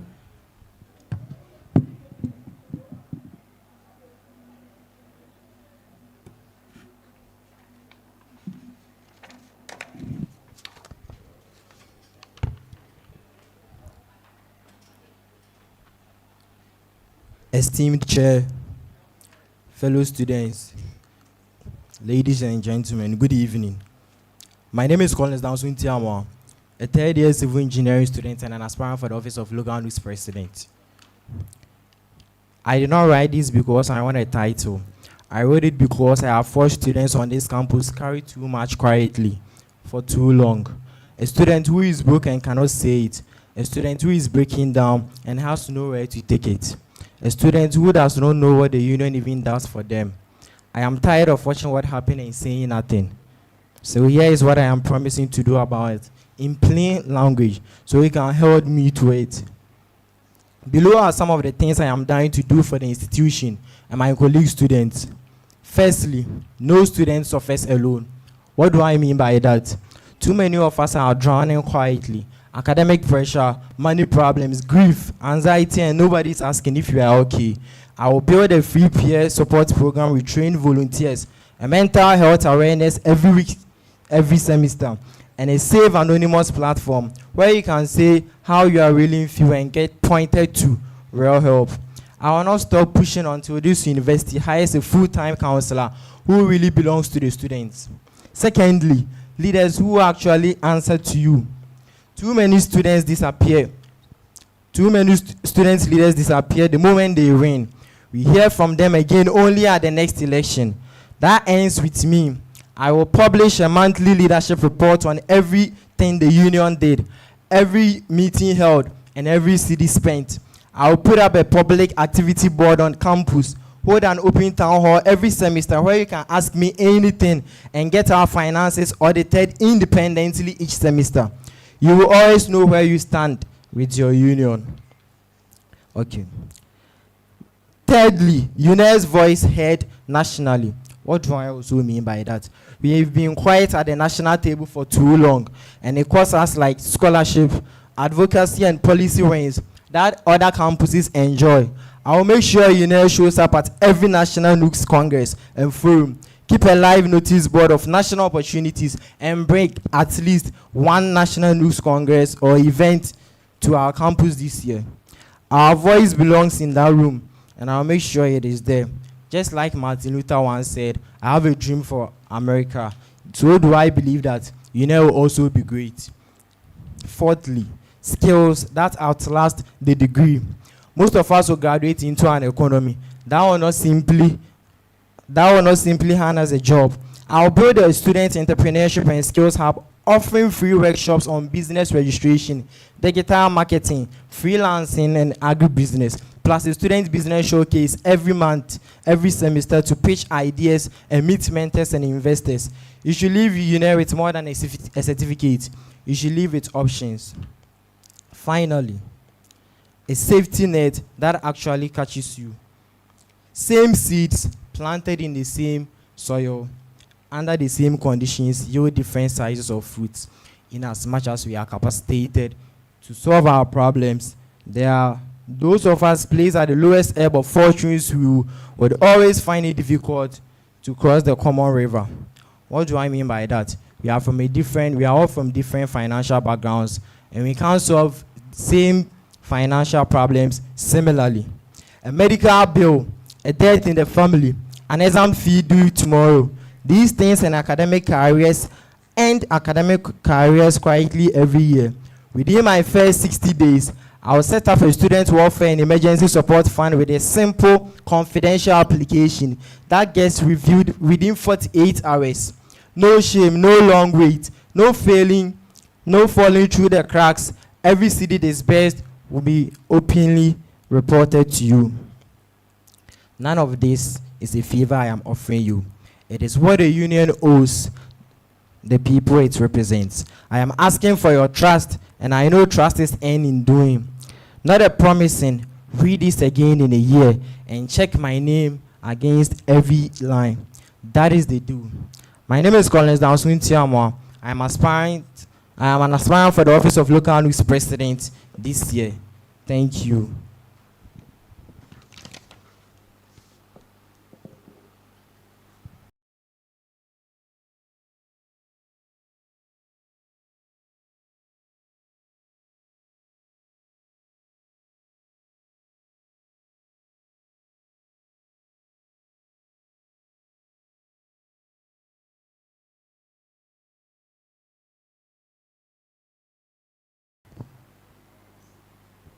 You're welcome, Mr. Collins. Thank you, Miss. During your manifesto reading, you mentioned that UNER's voice isn't normally heard at the national level. What do you think would be the reason why UNER's voice is not heard? It's not like UNER's voice is not really heard, but to the extent that is highly expected, it's not really met. The common problem is we've not really been active. Yes, we've not really been active. And I don't know if it's because of the students' leaders, but as confident and as determined that I am, I'll make sure that we will actively be participated in all congresses and events that the National Secretariat puts across. Okay. Thank you very much, Mr. Mildrex. You're welcome, ma. Thank you for gracing this event too. You're excused. Thank you.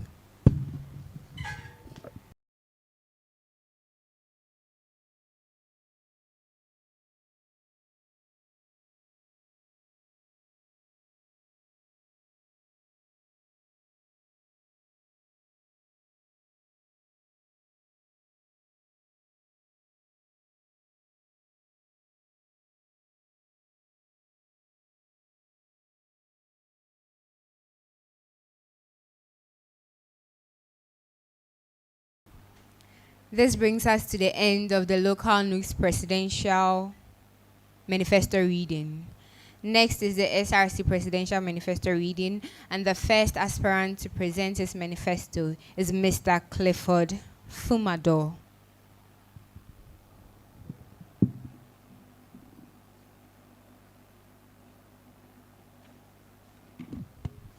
Okay, so good evening once again. Today, if you see me in all black, I want to inform the entire student body and then everybody watching me that I'm just arriving from my father's funeral. That is why you are seeing me in all black, of which may his soul rest in perfect peace, and then I'll forever miss him. Now to my manifesto. Manifesto of the Vanguard. Distinguished university management, respected lecturers, cherished alumni, fellow students, and our dear brothers and sisters of University of Energy and Natural Resource, we warmly greet you all. With profound gratitude to God Almighty, we present this manifesto on the behalf of the Vanguard.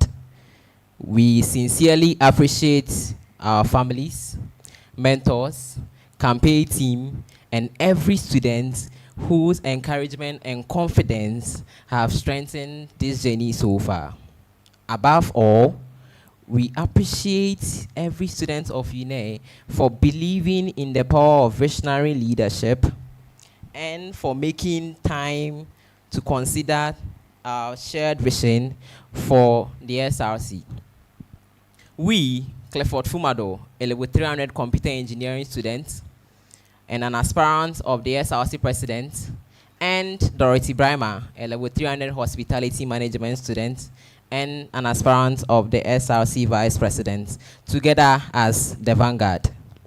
We present ourselves with humility, integrity, and unwilling commitment to serve. We believe leadership is not about position or titles, but about responsibilities, sacrifice, accountability, and creating meaningful impact. Our leadership is guided by the principle of Ujamaa, which means we are all involved. This principle reflects our belief that the progress of UNE is a collective responsibility where every student is valued, every voice is heard, and every student has the opportunity to contribute to building a better UNE campus. We are contesting for this election because we believe the time has come for a new era of students' leadership. An era defined by innovation, inclusiveness, transparency, and action. The Vanguard represents a leadership team ready to listen to students, engage stakeholders, and pursue practical solutions to challenges affecting students' life. Our administration will be built on the following policy pillars. 1, student welfare and support. We will prioritize the welfare of students by advocating for improved healthcare support, financial assistance opportunities, better transportation system, that is bus procurement, and stronger welfare structures that responds to the need of students. The second one will be academic excellence and improved learning environment. We will champion initiatives such as Agenda 1500 seats project to address lecture halls congestion, advocate for improved internet connectivity, support in academic resources, and promote programs that enhance teaching and learning. The third one will be digital innovation and student engagement. We will introduce innovative digital solutions, including the SRC mobile app, that will improve communications, allowing students to submit their concerns, access announcements, receive academic information, and interact collectively with the SRC.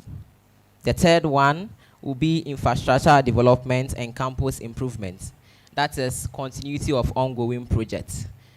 As the saying goes, onsum ohienipa.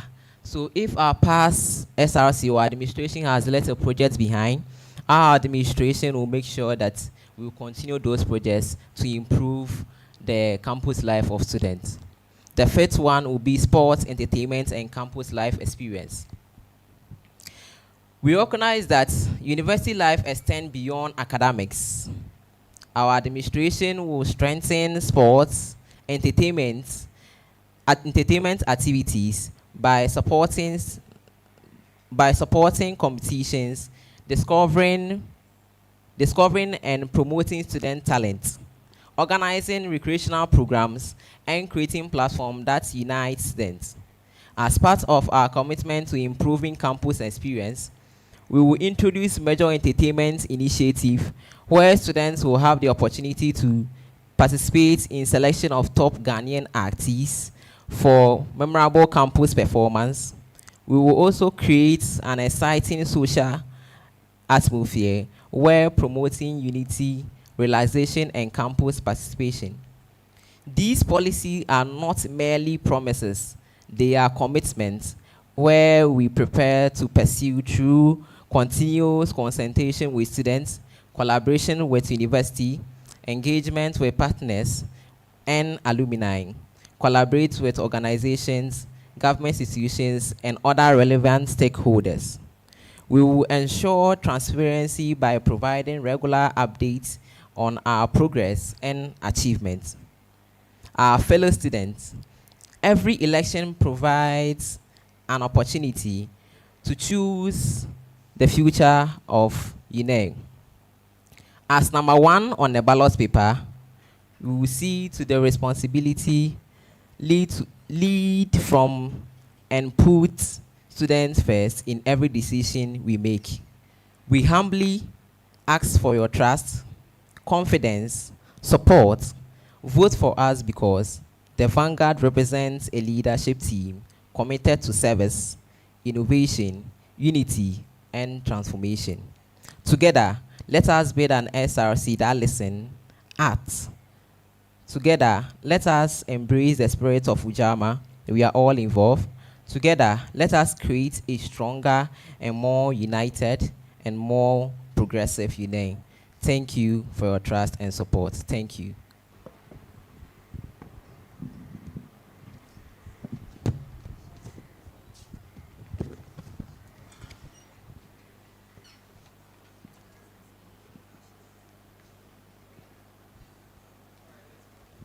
You're welcome, Mr. Clifford.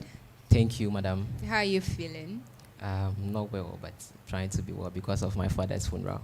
Just returning today. Okay, my condolences. Thank you. With your manifesto reading pertaining welfare, students' welfare, you mentioned you would improve the health care. How do you intend to go about that? Okay, so one problem that I have noticed from the students' body is UNER clinic.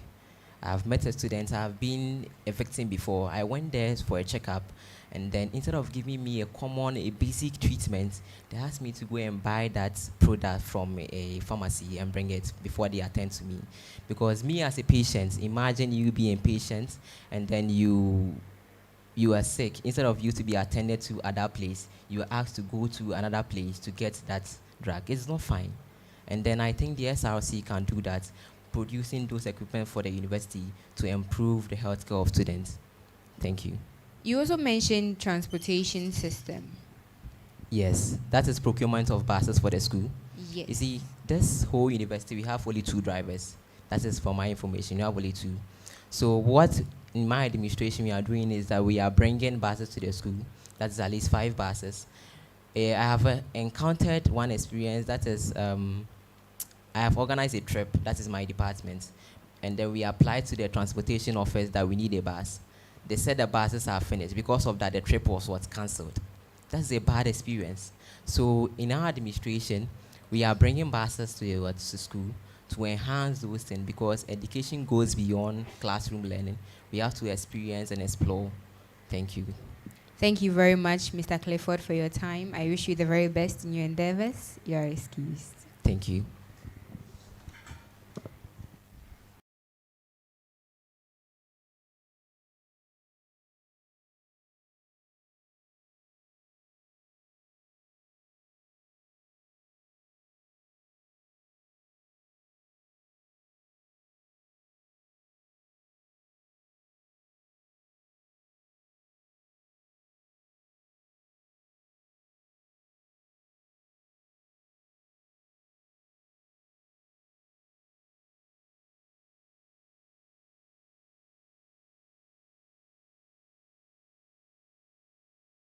I'd like to invite Mr. Mohammed Abdallah to present his manifesto.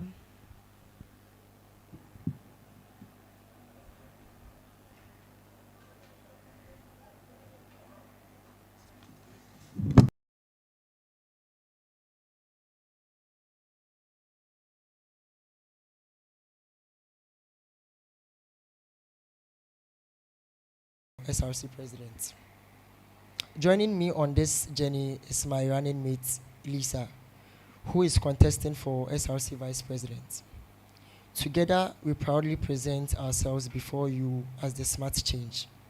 Like every one of you, we know what is it to feel like to be on this campus because we live it every day. We attend the same lectures, deal with the same frustrations, and celebrate the same successes. We didn't decide to contest because we have all the answers. We decided to contest because we believe the challenges we are facing deserve practical solutions and leaders who are ready to act. We've seen students with great potential struggle not because they lack ability, but because they lack structured academic support beyond the classroom. The students of Uenr have experienced the frustration of unreliable internet connectivity, whether through campus Wi-Fi or mobile networks, especially when learning and research depends on it the most. We've walked roads that become difficult to use when it rains, and concerns are being raised about safety on campus. And we've watched talented students and innovative ideas miss opportunities simply because they were never given the platform to be seen. Sometimes, students who are sick have to get their prescribed medications outside the school clinic, which goes against those who are not financially sound at that particular moment. Students outside Uenr are complaining bitterly with the rate at which hostel prices keeps on increasing after a few months. Some students are also very intelligent, yet they find it difficult to finance their fees. Most students also do not get the chance to get mentored by the alumni in their various programs of study, which makes navigating through their careers difficult. Ladies do not also feel the inclusivity when it comes to the sporting sector, and they feel much attention is given to the gents instead. These are challenges that affect our daily lives, and they deserve practical, achievable solutions. There is a wise saying that vision without action is merely a dream, but action is what turns vision into reality. This belief is the foundation of the smart change. We are not here to offer promises that end after election day. We are here with practical, well-thought-out solutions to the challenges students face every day. Every policy in this manifesto has been carefully designed with one goal in mind: to improve students' lives through leadership and listens, acts, and delivers measurable results. Our vision is to build a student-centered university where academic excellence, opportunity, safety, innovation, and welfare are prioritized.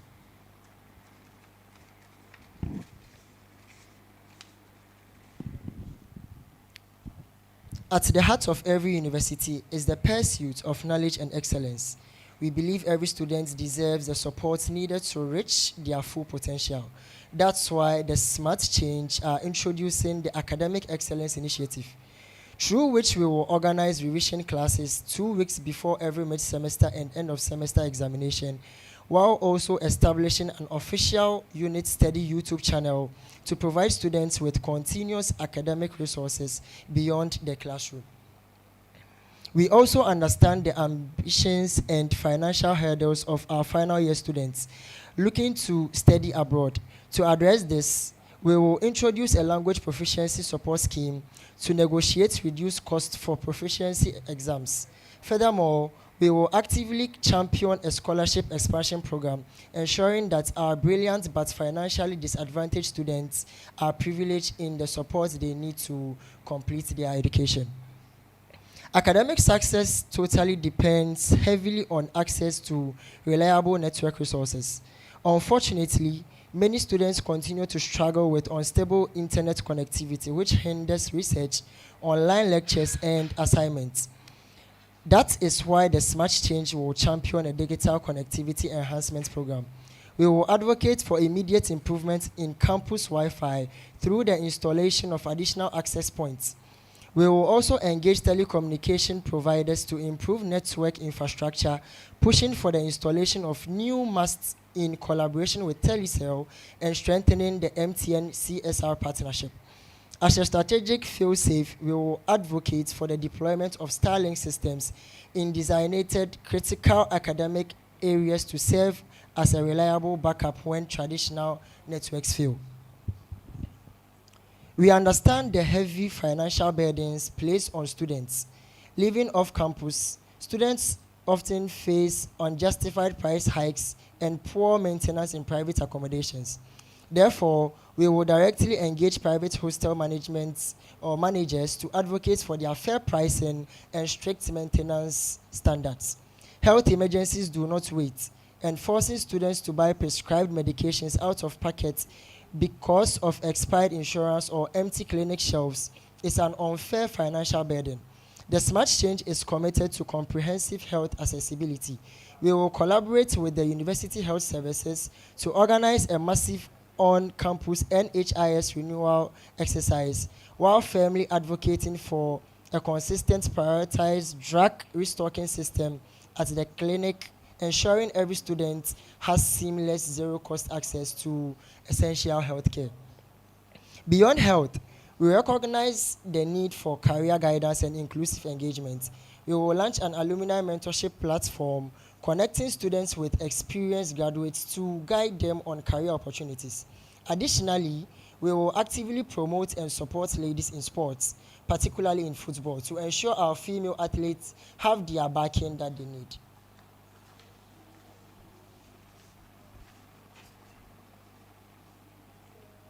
This is why we will advocate for the paving of key walkways across campus to ensure seamless movement in all weather conditions.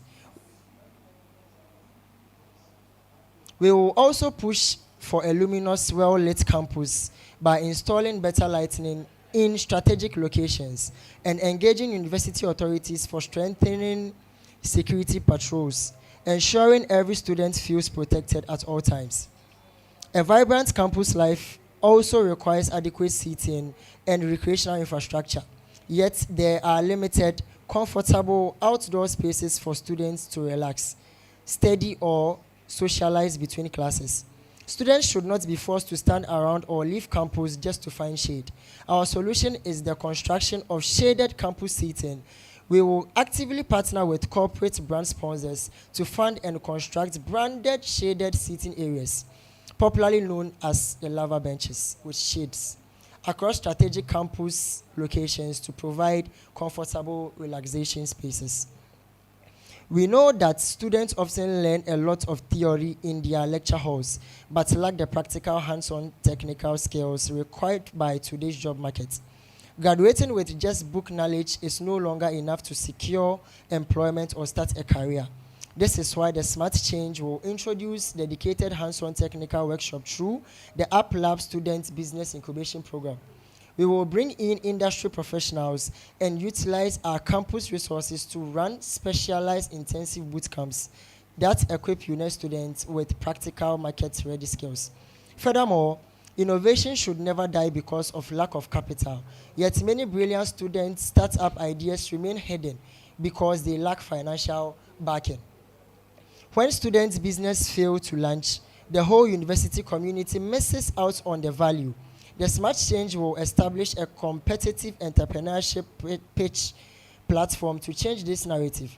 We will host a Smart Innovation Challenge where student entrepreneurs can pitch their business ideas, with the winners receiving a direct seed grant from our student support innovative scheme to build and scale their ventures. Talent is a vital part of the university experience that we cannot ignore. Our campus is filled with gifted creatives who deserve recognition and support. The Smart Change will organize a creative talent platform on a semester basis. This consistent, structured event will ensure that we support, celebrate, and elevate talented students, giving them the stage they need to shine. Fellow students, this is not a speech about what we hope to do. It's a roadmap of what our administration seeks to do. My name is Mohammed Abdullah, AB Smart, number 3 on the ballot sheet. The Smart Change. We did together. Vote for Mohammed Abdullah as your next SRC president. Thank you very much for listening and have a wonderful evening.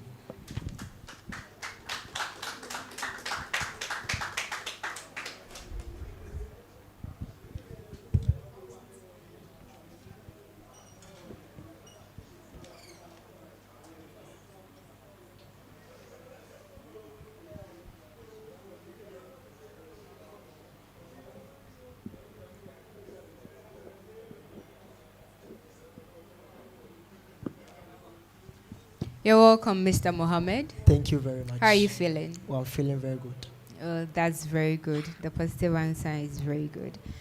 During your manifesto reading, you mentioned the rise of hostel fees. Yes. How do you intend to contribute to its being reduced for the students? Okay, thank you very much. So, with the private hostels, a school actually has no power over them. But I believe with persistent negotiation and also with advocacy, because with this type of hostels, they know they need the students, because there is no hostel manager who would be willing to see that his or her hostel is empty. So we also knowing that we also need them, or our students also need those buildings to be able to accommodate themselves to come to school, which means there is this kind of link between the two of us. We all need each other. And as I said, we wouldn't go there to maybe be on them that reduce, no. But rather we are going to advocate to them and plead on behalf of our students to maybe maintain the prices or increase it fairly. Because we wouldn't want a situation whereby the amount would just be increasing again and again and again. It would really bother our students. So we'll try as much as possible to let them understand that our students, not everyone is financially stable. So we really need them to, limit the prices and also do something about it for us. And also, how do you intend to improve the inclusivity of women in sports? Thank you very much. So with this, I realized most of the times it's the school team that you normally see on campus. When it comes to this Olympics, maybe with the running, you see a few females inside. The reason why I brought this was a couple of females actually approached me on this. They were very good back at SHS, and they usually play football. And this is also a chance to sports talent. Most of the Ghanaian females we know on campus, not even on campus, but some started from the university, some also started from the SHS level. And imagine you having a female student from your university being able to elevate herself into one of the bigger teams in Europe. I believe that would be a very good achievement for the school. So I think neglecting them when it comes to football is actually not fair. So as I said, we will try as much as possible to bring these things on board. For instance, build a new school team for the females, as long as they are willing to partake. Because the ladies who came to me, they were few, though they weren't many. And it's not every female on campus who will be willing to play football. So this would be specifically dedicated to the females who are having interest in training and bettering their football life, so that maybe in future they can get a chance to go to Europe or something like that. Thank you very much, Mr. Mohammed, for your welcome. time. You're welcome. I wish you the very best in your endeavors. You are excused. Thank you very much.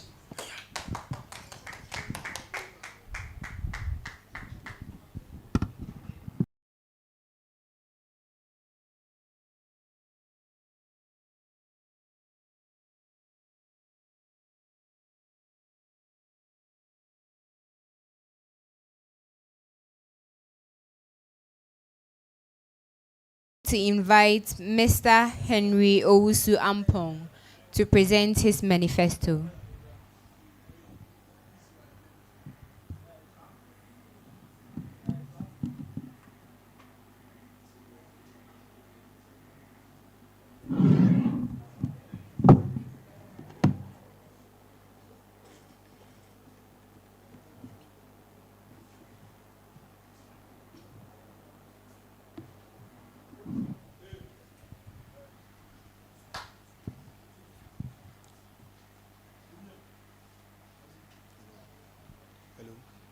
Hello.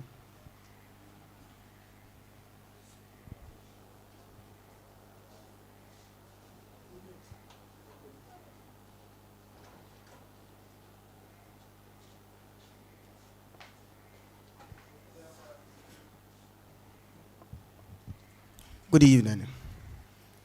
Good evening to all distinguished Electoral Commission, respected university authorities, fellow aspirants, cherished students of Uenr, ladies and gentlemen. My name is Henry Uswampong, and I'm popularly known on the campus as Mr. OA. I stand before you today not merely to ask for your votes, but to seek for your trust, your partnership, and then your mandate to serve as your next SRC president. Leadership is not about occupying an office. It's about solving problems, creating opportunities, and leaving behind a legacy that improves the life of students on campus. Today I present to you a vision built on service, accountability, transparency, innovation, and creativity, one that puts students first and ensure every student has the opportunity to thrive academically, socially, and professionally. Our administration is built on 7 strategic pillars, carefully designed after listening to student concerns across our university. First, academics. Every student deserves a conducive environment for learning and studying. We will advocate for the refurbishment of the lecture halls, expansion of campus-wide Wi-Fi, and introduce a 24-hour library system and reforms that will provide support for our midterm examination. Education remains our primary goal, and we will create an environment where excellence can flourish. Secondly, health and well-being. A healthy student is a productive student. We will champion a toll-free university clinic hotline for emergencies, establish an SRC healthcare fund to support needy students facing medical challenges, and organize regular health and mental health programs to ensure that no students suffer in silence. Third, security and sanitation. Every student deserves to feel safe on campus. Through our flagship Sonkania policy, we will advocate to improve lighting across dark areas on campus, increase security visibility, and push for renovation and proper maintenance of washroom to create a cleaner and a safer learning environment. Fourth, transportation. Through the Uenr bus stop policy, we will establish a designated transport point where certified drivers can safely and affordably transport students, initiative that will improve safety, reduce transportation costs, and eliminate unnecessary exploitations. Fifth, student welfare and good governance. Leadership must be fair, inclusive, and accountable. We will advocate for the restructuring of the Enidaswan Science Scholarship Scheme to make it more transparent, review unnecessary penalties that burden students, strengthen communication between students and the SRC leadership, and also provide needed support for every arm of student governance, including the executive, the legislature, and the judiciary, to function effectively and independently. Sixth, sports, entertainment, and creative development. University life is not just about producing graduates, but also developing talent. We will introduce the SRC Big Star Project to discover and promote student talent, establish an SRC Creative Hub to support content creators and innovators, and create an SRC Sports Support Fund to empower our athletes and support for sports teams to compete in highest level. Finally, special initiative and infrastructure development. Our administration believes that leadership must be a visible and a lasting impact. We will introduce the SRC in Kwansio water refill station to provide clean water, install additional benches and outdoor sitting areas, provide more classroom chairs to improve learning, and ensure completion of ongoing SRC projects such as the off-campus learning center and then campus pavement. Development must be sustainable, not halfway done. My dear students, these are not empty promises. They are carefully researched policies backed by practical implementation plans. I believe strongly that leadership is measured not by speech, but by results. Together, we can build a safer campus, improve academic, strengthen student welfare, support initiatives, and creative opportunities that will benefit the students of this university.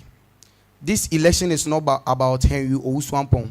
It's about every student who desires a better university experience, about every student who chooses a leadership that listens, a leadership that cares, a leadership that serves and delivers. I humbly ask for your support, your confidence, and your vote. Together, let's build a stronger, safer, and more innovative university. Together, we rise. Together, we live. Together, we reform UNE. Thank you. May God bless the University of Energy and Natural Resources.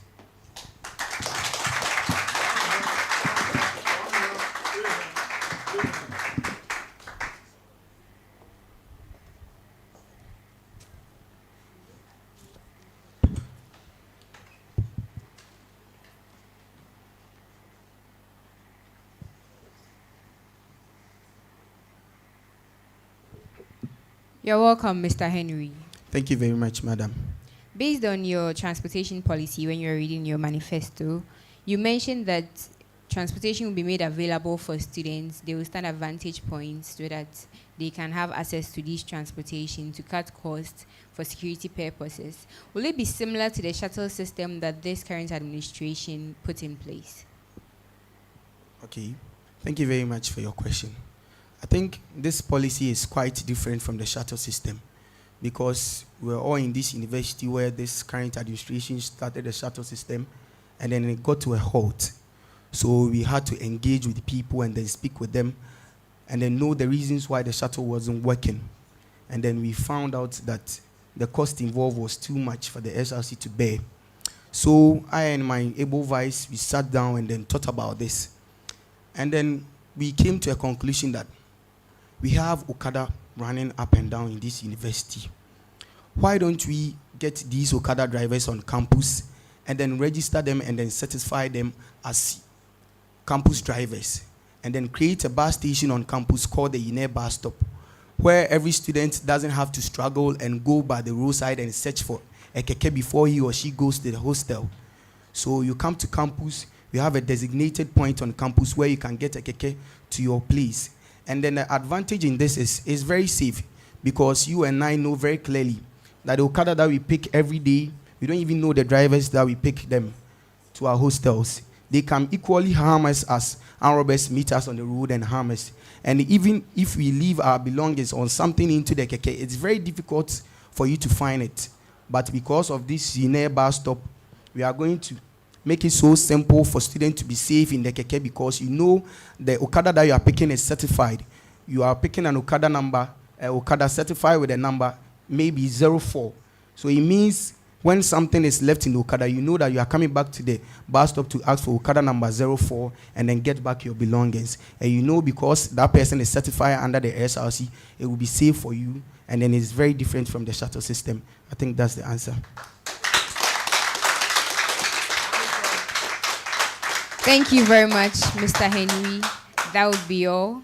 I wish you all the very best in your endeavors. You're excused. Thank you.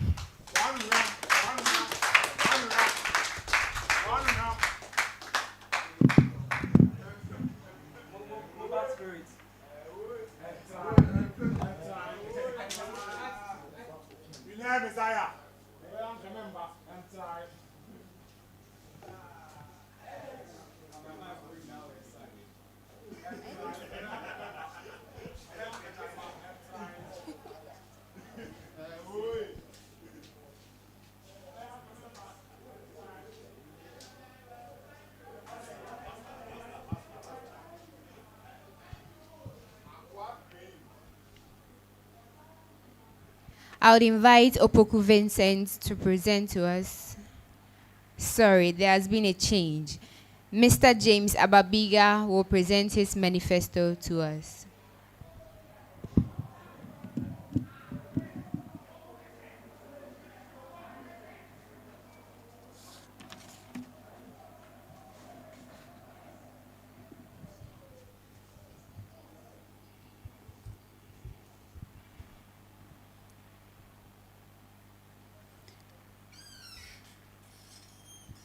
Good evening, respected colleagues and fellow students of UNE.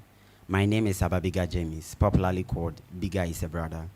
Before this politics, before this agenda, we were first and foremost brothers with a common academic vision as we stepped into this institution.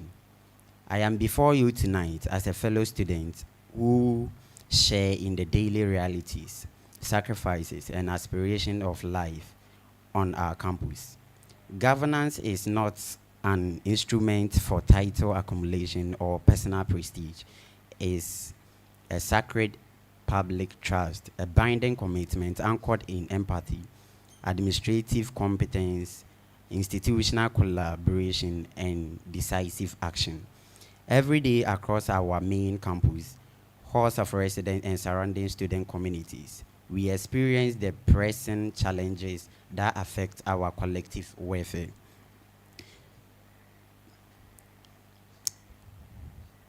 The exhausting morning search for seating in overcrowded lecture halls, where students pay academic facility fees yet are forced to stand or sit on windowsills, the health hazard of persistent dust corridors and unpaved pathway connecting key academic blocks, the frustration of digital connectivity and network binding spot during crucial assignment submission windows, the safety anxieties associated with unlit commuted pathway leading to off-campus hostel in Zinco, Berlin-Top, and neighboring communities, the heavy financial burden imposed on unregulated hostel pricing and middleman exploitation.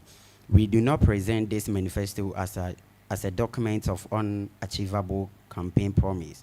We deliver as a formal, legally and morally binding contract of service between our executive leadership ticket and the student body of Uenr.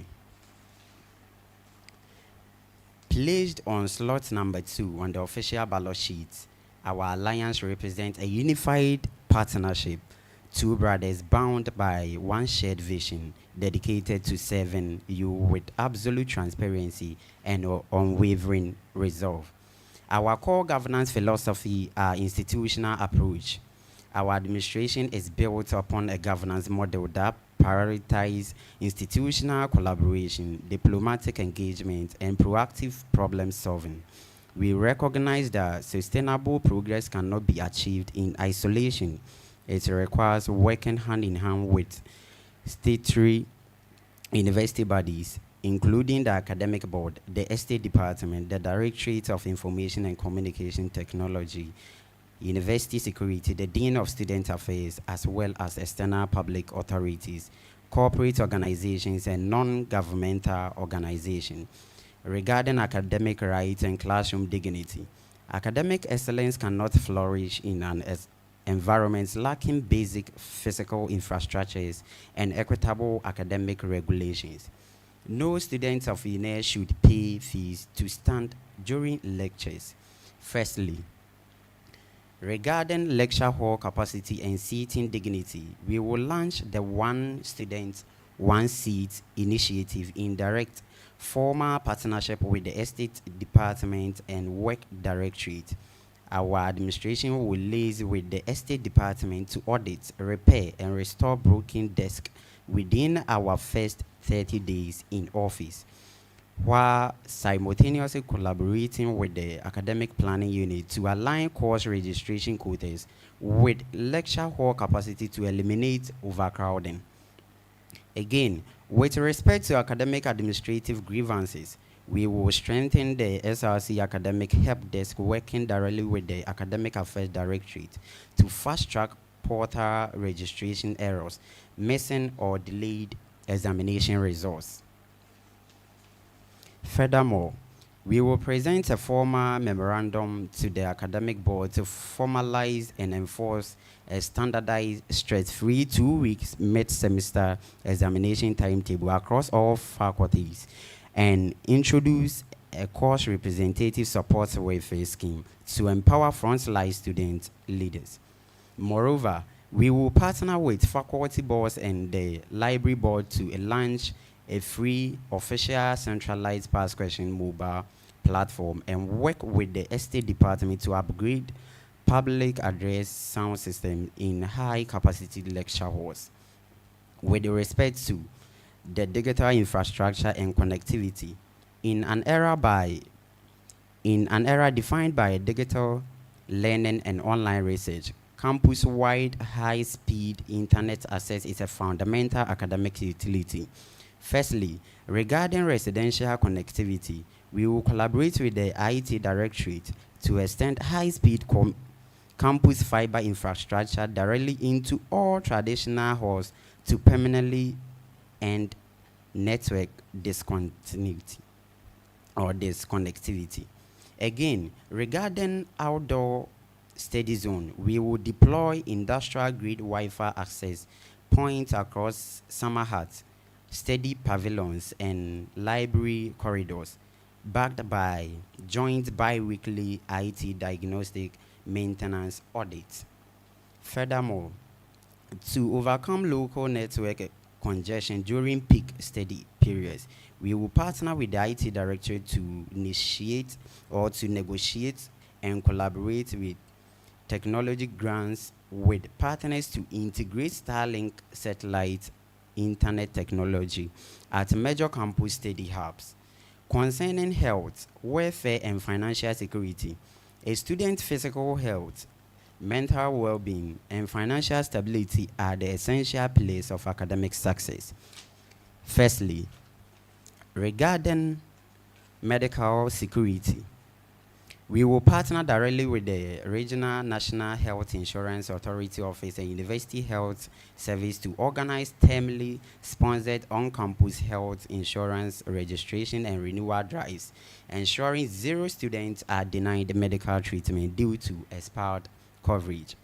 Again, addressing psychological well-being, we will launch the MIND, that's MIND network, in partnership with the University Guidance and Counseling Unit, an accredited mental health non-governmental organization, establishing an around-the-clock confidential telecounseling hotline and training peer-first responders. Furthermore, we will strengthen the Student Loan Trust Fund help desk on campus to provide a hands-on application guidance and engage university management, corporate foundation, and alumni network to expand the Enidason Science Scholarship Fund to financially distressed students. Touching upon accommodation, sanitation, and student spaces, living and studying environments must reflect the dignity and high standard of UNER students. Firstly, to eradicate hostile middleman exploitation, we will develop the fast accommodation portal in direct collaboration with the Dean of Student Affairs, the Private Hostel Owners Association, and the Rent Control Board, featuring verified hostel listing, monitored pricing, and direct booking.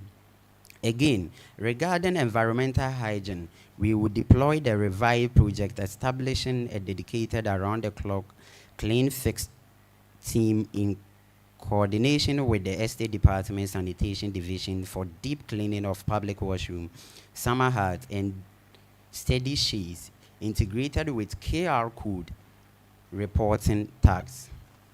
In relation to safety, infrastructure, and road security, every student has the right to move, study, and reside across campus and off-campus communities without fear for their safety. Firstly, regarding security lighting, we will execute the SAFE project in partnership with the Municipal Assembly, University Security Directorate, and Ghana Police Service to install solar-powered street lights along unlit commuted tracks leading to Zinco and Berlin Top, establish a direct around-the-clock SRC security hotline, and institute joint night security patrols. Again, regarding traffic safety, we will work with the Department of Urban Roads and the National Security Safety Authority to construct speed cameras, paint high visibility zebra crossing, and erect warning signs along the busy Hall 1 pedestrian corridor, and also execute the pavement walkway extension project to eliminate dust exposure. Regarding career readiness skill and the continuity agenda, We hold a responsibility to prepare students for professional success while maintaining strict stewardship over student financial contribution. Firstly, regarding professional development, we will partner with corporate training firms, human resource consultancies, and industry partners to host quarterly certified master class under the jobs training program covering advanced Excel, corporate CV writing, LinkedIn optimization, and simulated job interviews. Again, regarding fiscal responsibility responsibility, we will establish the continuity agenda in collaboration with the SRC Parliament and Internal Audit Directory, committing a dedicated portion of the SRC budget to complete ongoing SRC projects before initiating new endeavors. Pertaining to communication rights and financial advocacy, an accessible student representative council must defend the rights of every student without bias, fear, and compromise. Firstly, we will install physical and digital anonymous grievance boxes across campus.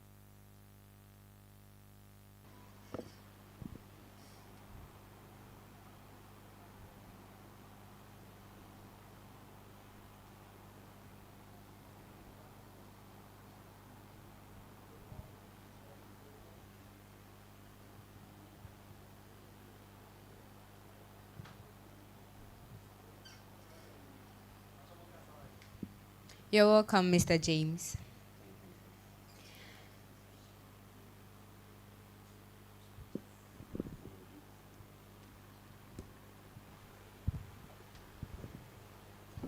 How are you feeling? Oh, I'm feeling okay. Normal vibes. Okay. During your manifesto reading, you mentioned one student, one seat initiative. And it seems the no chair syndrome has been something that even the previous president.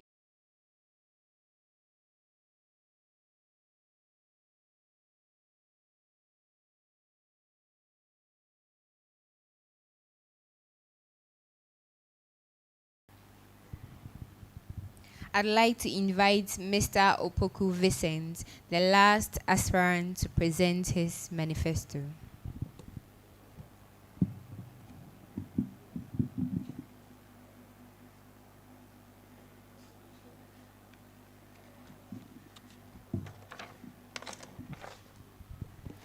Thank you very much. Good evening, fellow students and all listeners. So before I say another word, I want you to think about something. Think about the last time you walked to the library at night during exams, and then you find it closed. When all you needed was 2 more quiet hours.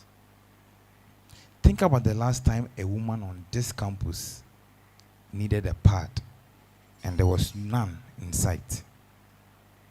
Think about the chair you had to hunt for before a lecture even started. The exam you didn't know was happening until a week before. These are not small things. These are the things that decide whether your time at this university feels like a struggle or a journey worth taking. My name is Opoku Vincent, a candidate for SRC president for under this banner of Enidaso. We didn't build this manifesto from a bedroom, and we didn't build it alone. We built it from you, from a comprehensive survey and honest conversation with real students about real problems. So what you are about to hear is not a wish list drawn up to sound good on election day. It is a plan built on evidence and built to be delivered. Our vision is simple, an SRC where every student is empowered and engaged.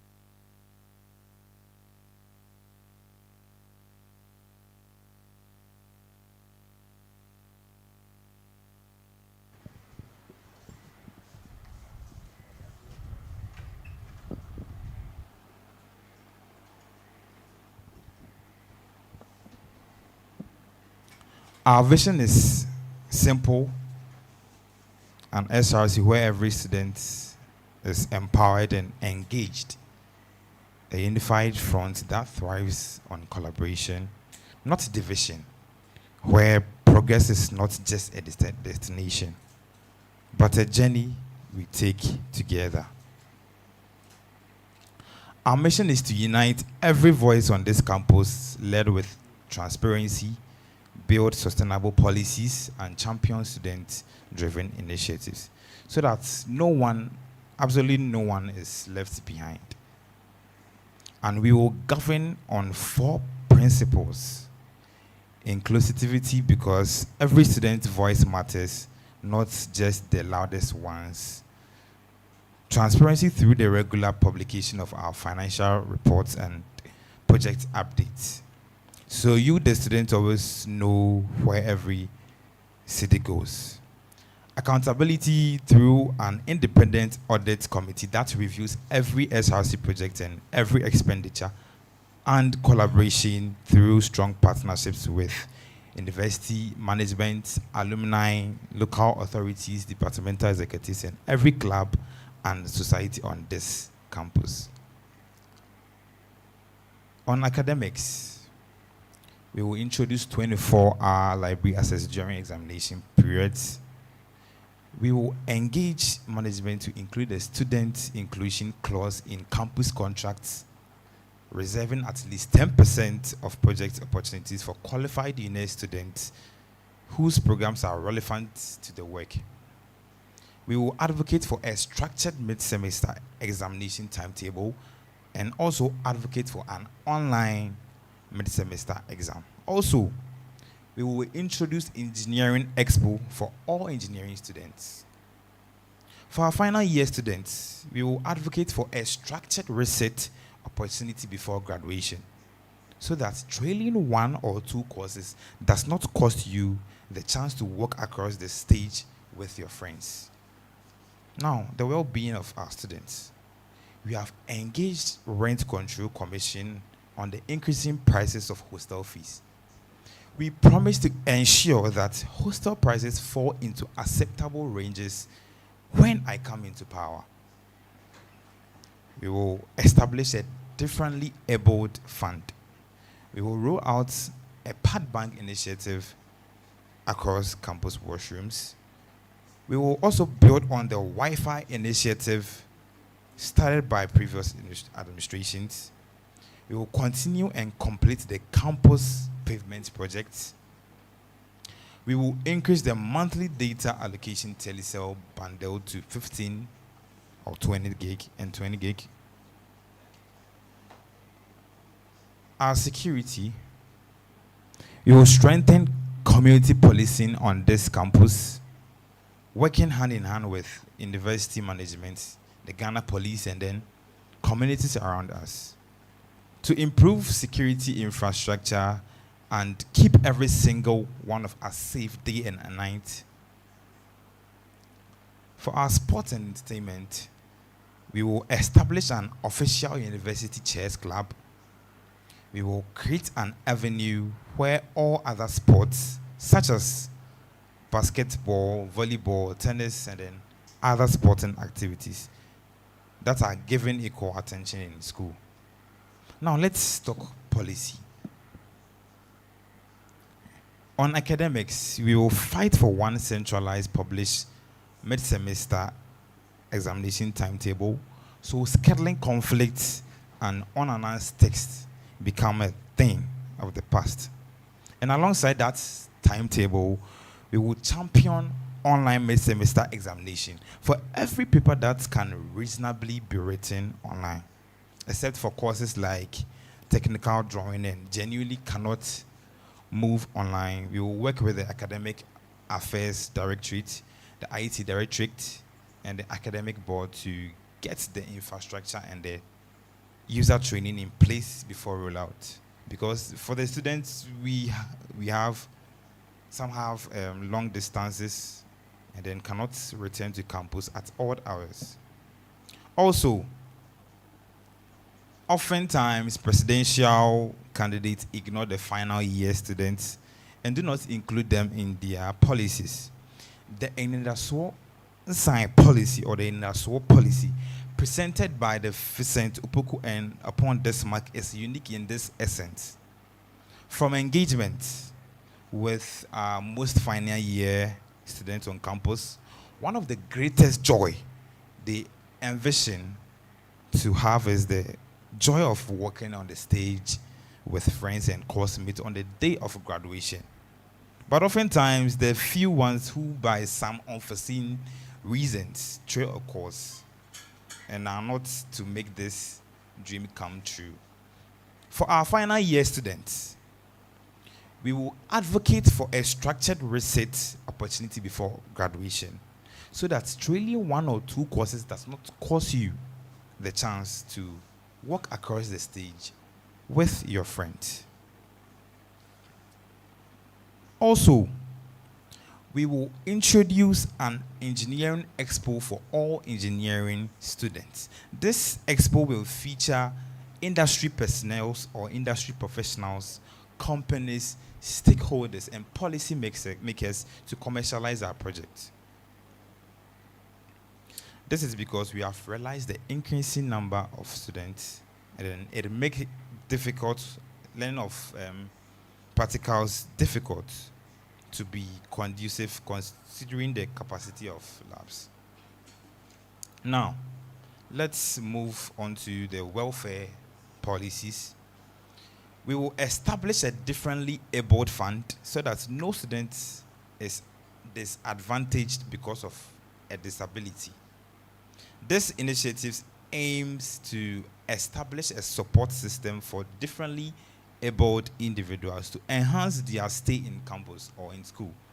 Also, we would expand the Enidaswo one-size scholarship, reaching more students who need financial support to stay in school or campus.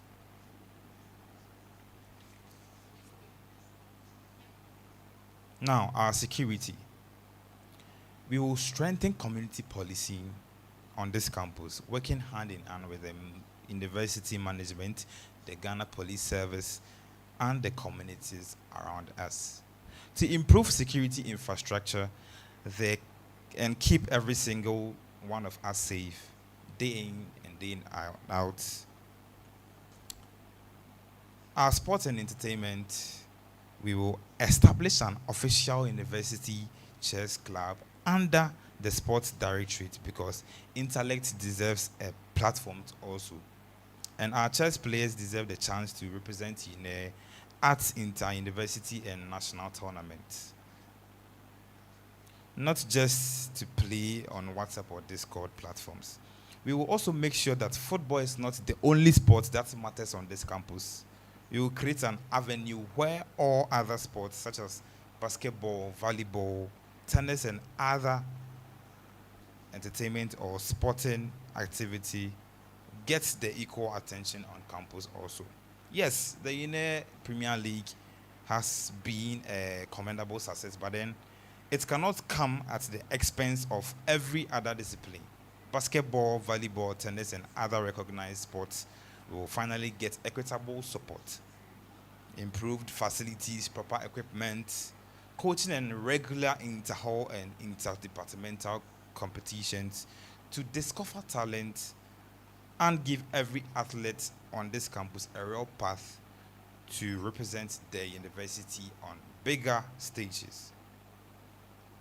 And we will not abandon the work already in motion. We will push one student, one chair in every newly built lecture space, engaging management directly on their responsibility to furnish new infrastructure so no one starts a semester standing. We will also build on the Wi-Fi initiative started by previous administrations because a stable network is no longer a luxury. It is how you attend online classes, do your research, and submit your assignments. We will push to close the dead spots, reduce disruptions, and ensure reliable 24/7 connectivity in every corner of this campus, not just a few hotspots near the hostels. We will fight to continue and complete campus pavements projects together with university management and the works and physical development department. We will advocate for the extension of paved walkways to more areas of campus, and we will stay on management to ensure the project doesn't stall. Because how we move around this campus every single day in every kind of weather, it matters too. This Enidaswo is not empty promises shouted from a podium, not big words with no plan behind them. This is a manifesto built from your voices and a leadership built from your voices and a leadership built on inclusivity, transparency, accountability, and collaboration. I'm not asking for you to hope for change. I am asking you to vote for it. So on election day, vote Enidaswo. Vote for the SRC that listens. Vote for that listens to our students. Vote for the leadership that delivers what it promises. Vote for number 5 on the ballot paper. Vote ASEO. Thank you very much.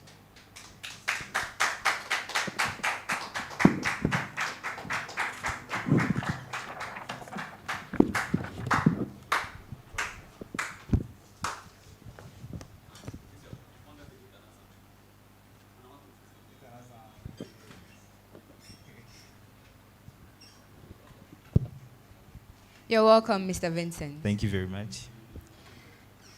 When you were reading your manifesto, I heard something quite unique that I've never heard before, and it was with you saying that you would advocate for final year students so that if they are to trail 1 or 2 courses, they'll be able to graduate. How do you intend to go about that? All right, sure. So we all believe that when you are in the first semester of your final year and then you get a trail course or trail courses, you cannot graduate.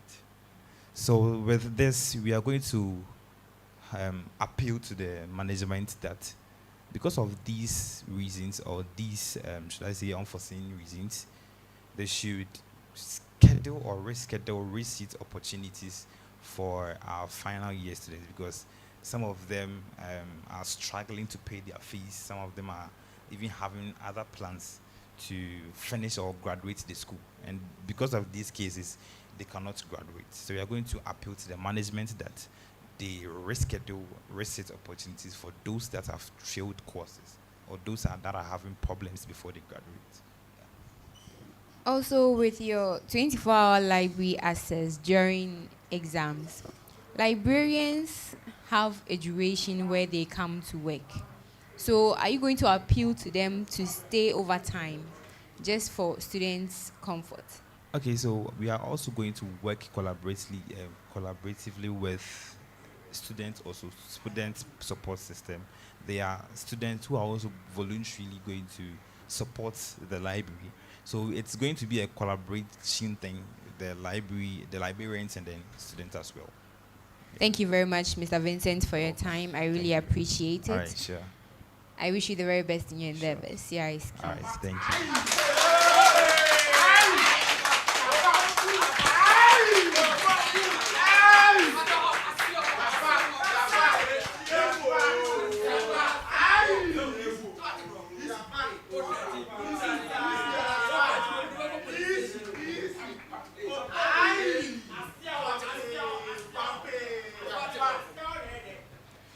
This brings us to the end of this year's manifesto reading for the SRC and local LNUGS presidential aspirants, as well as the Women's Commissioners aspirants.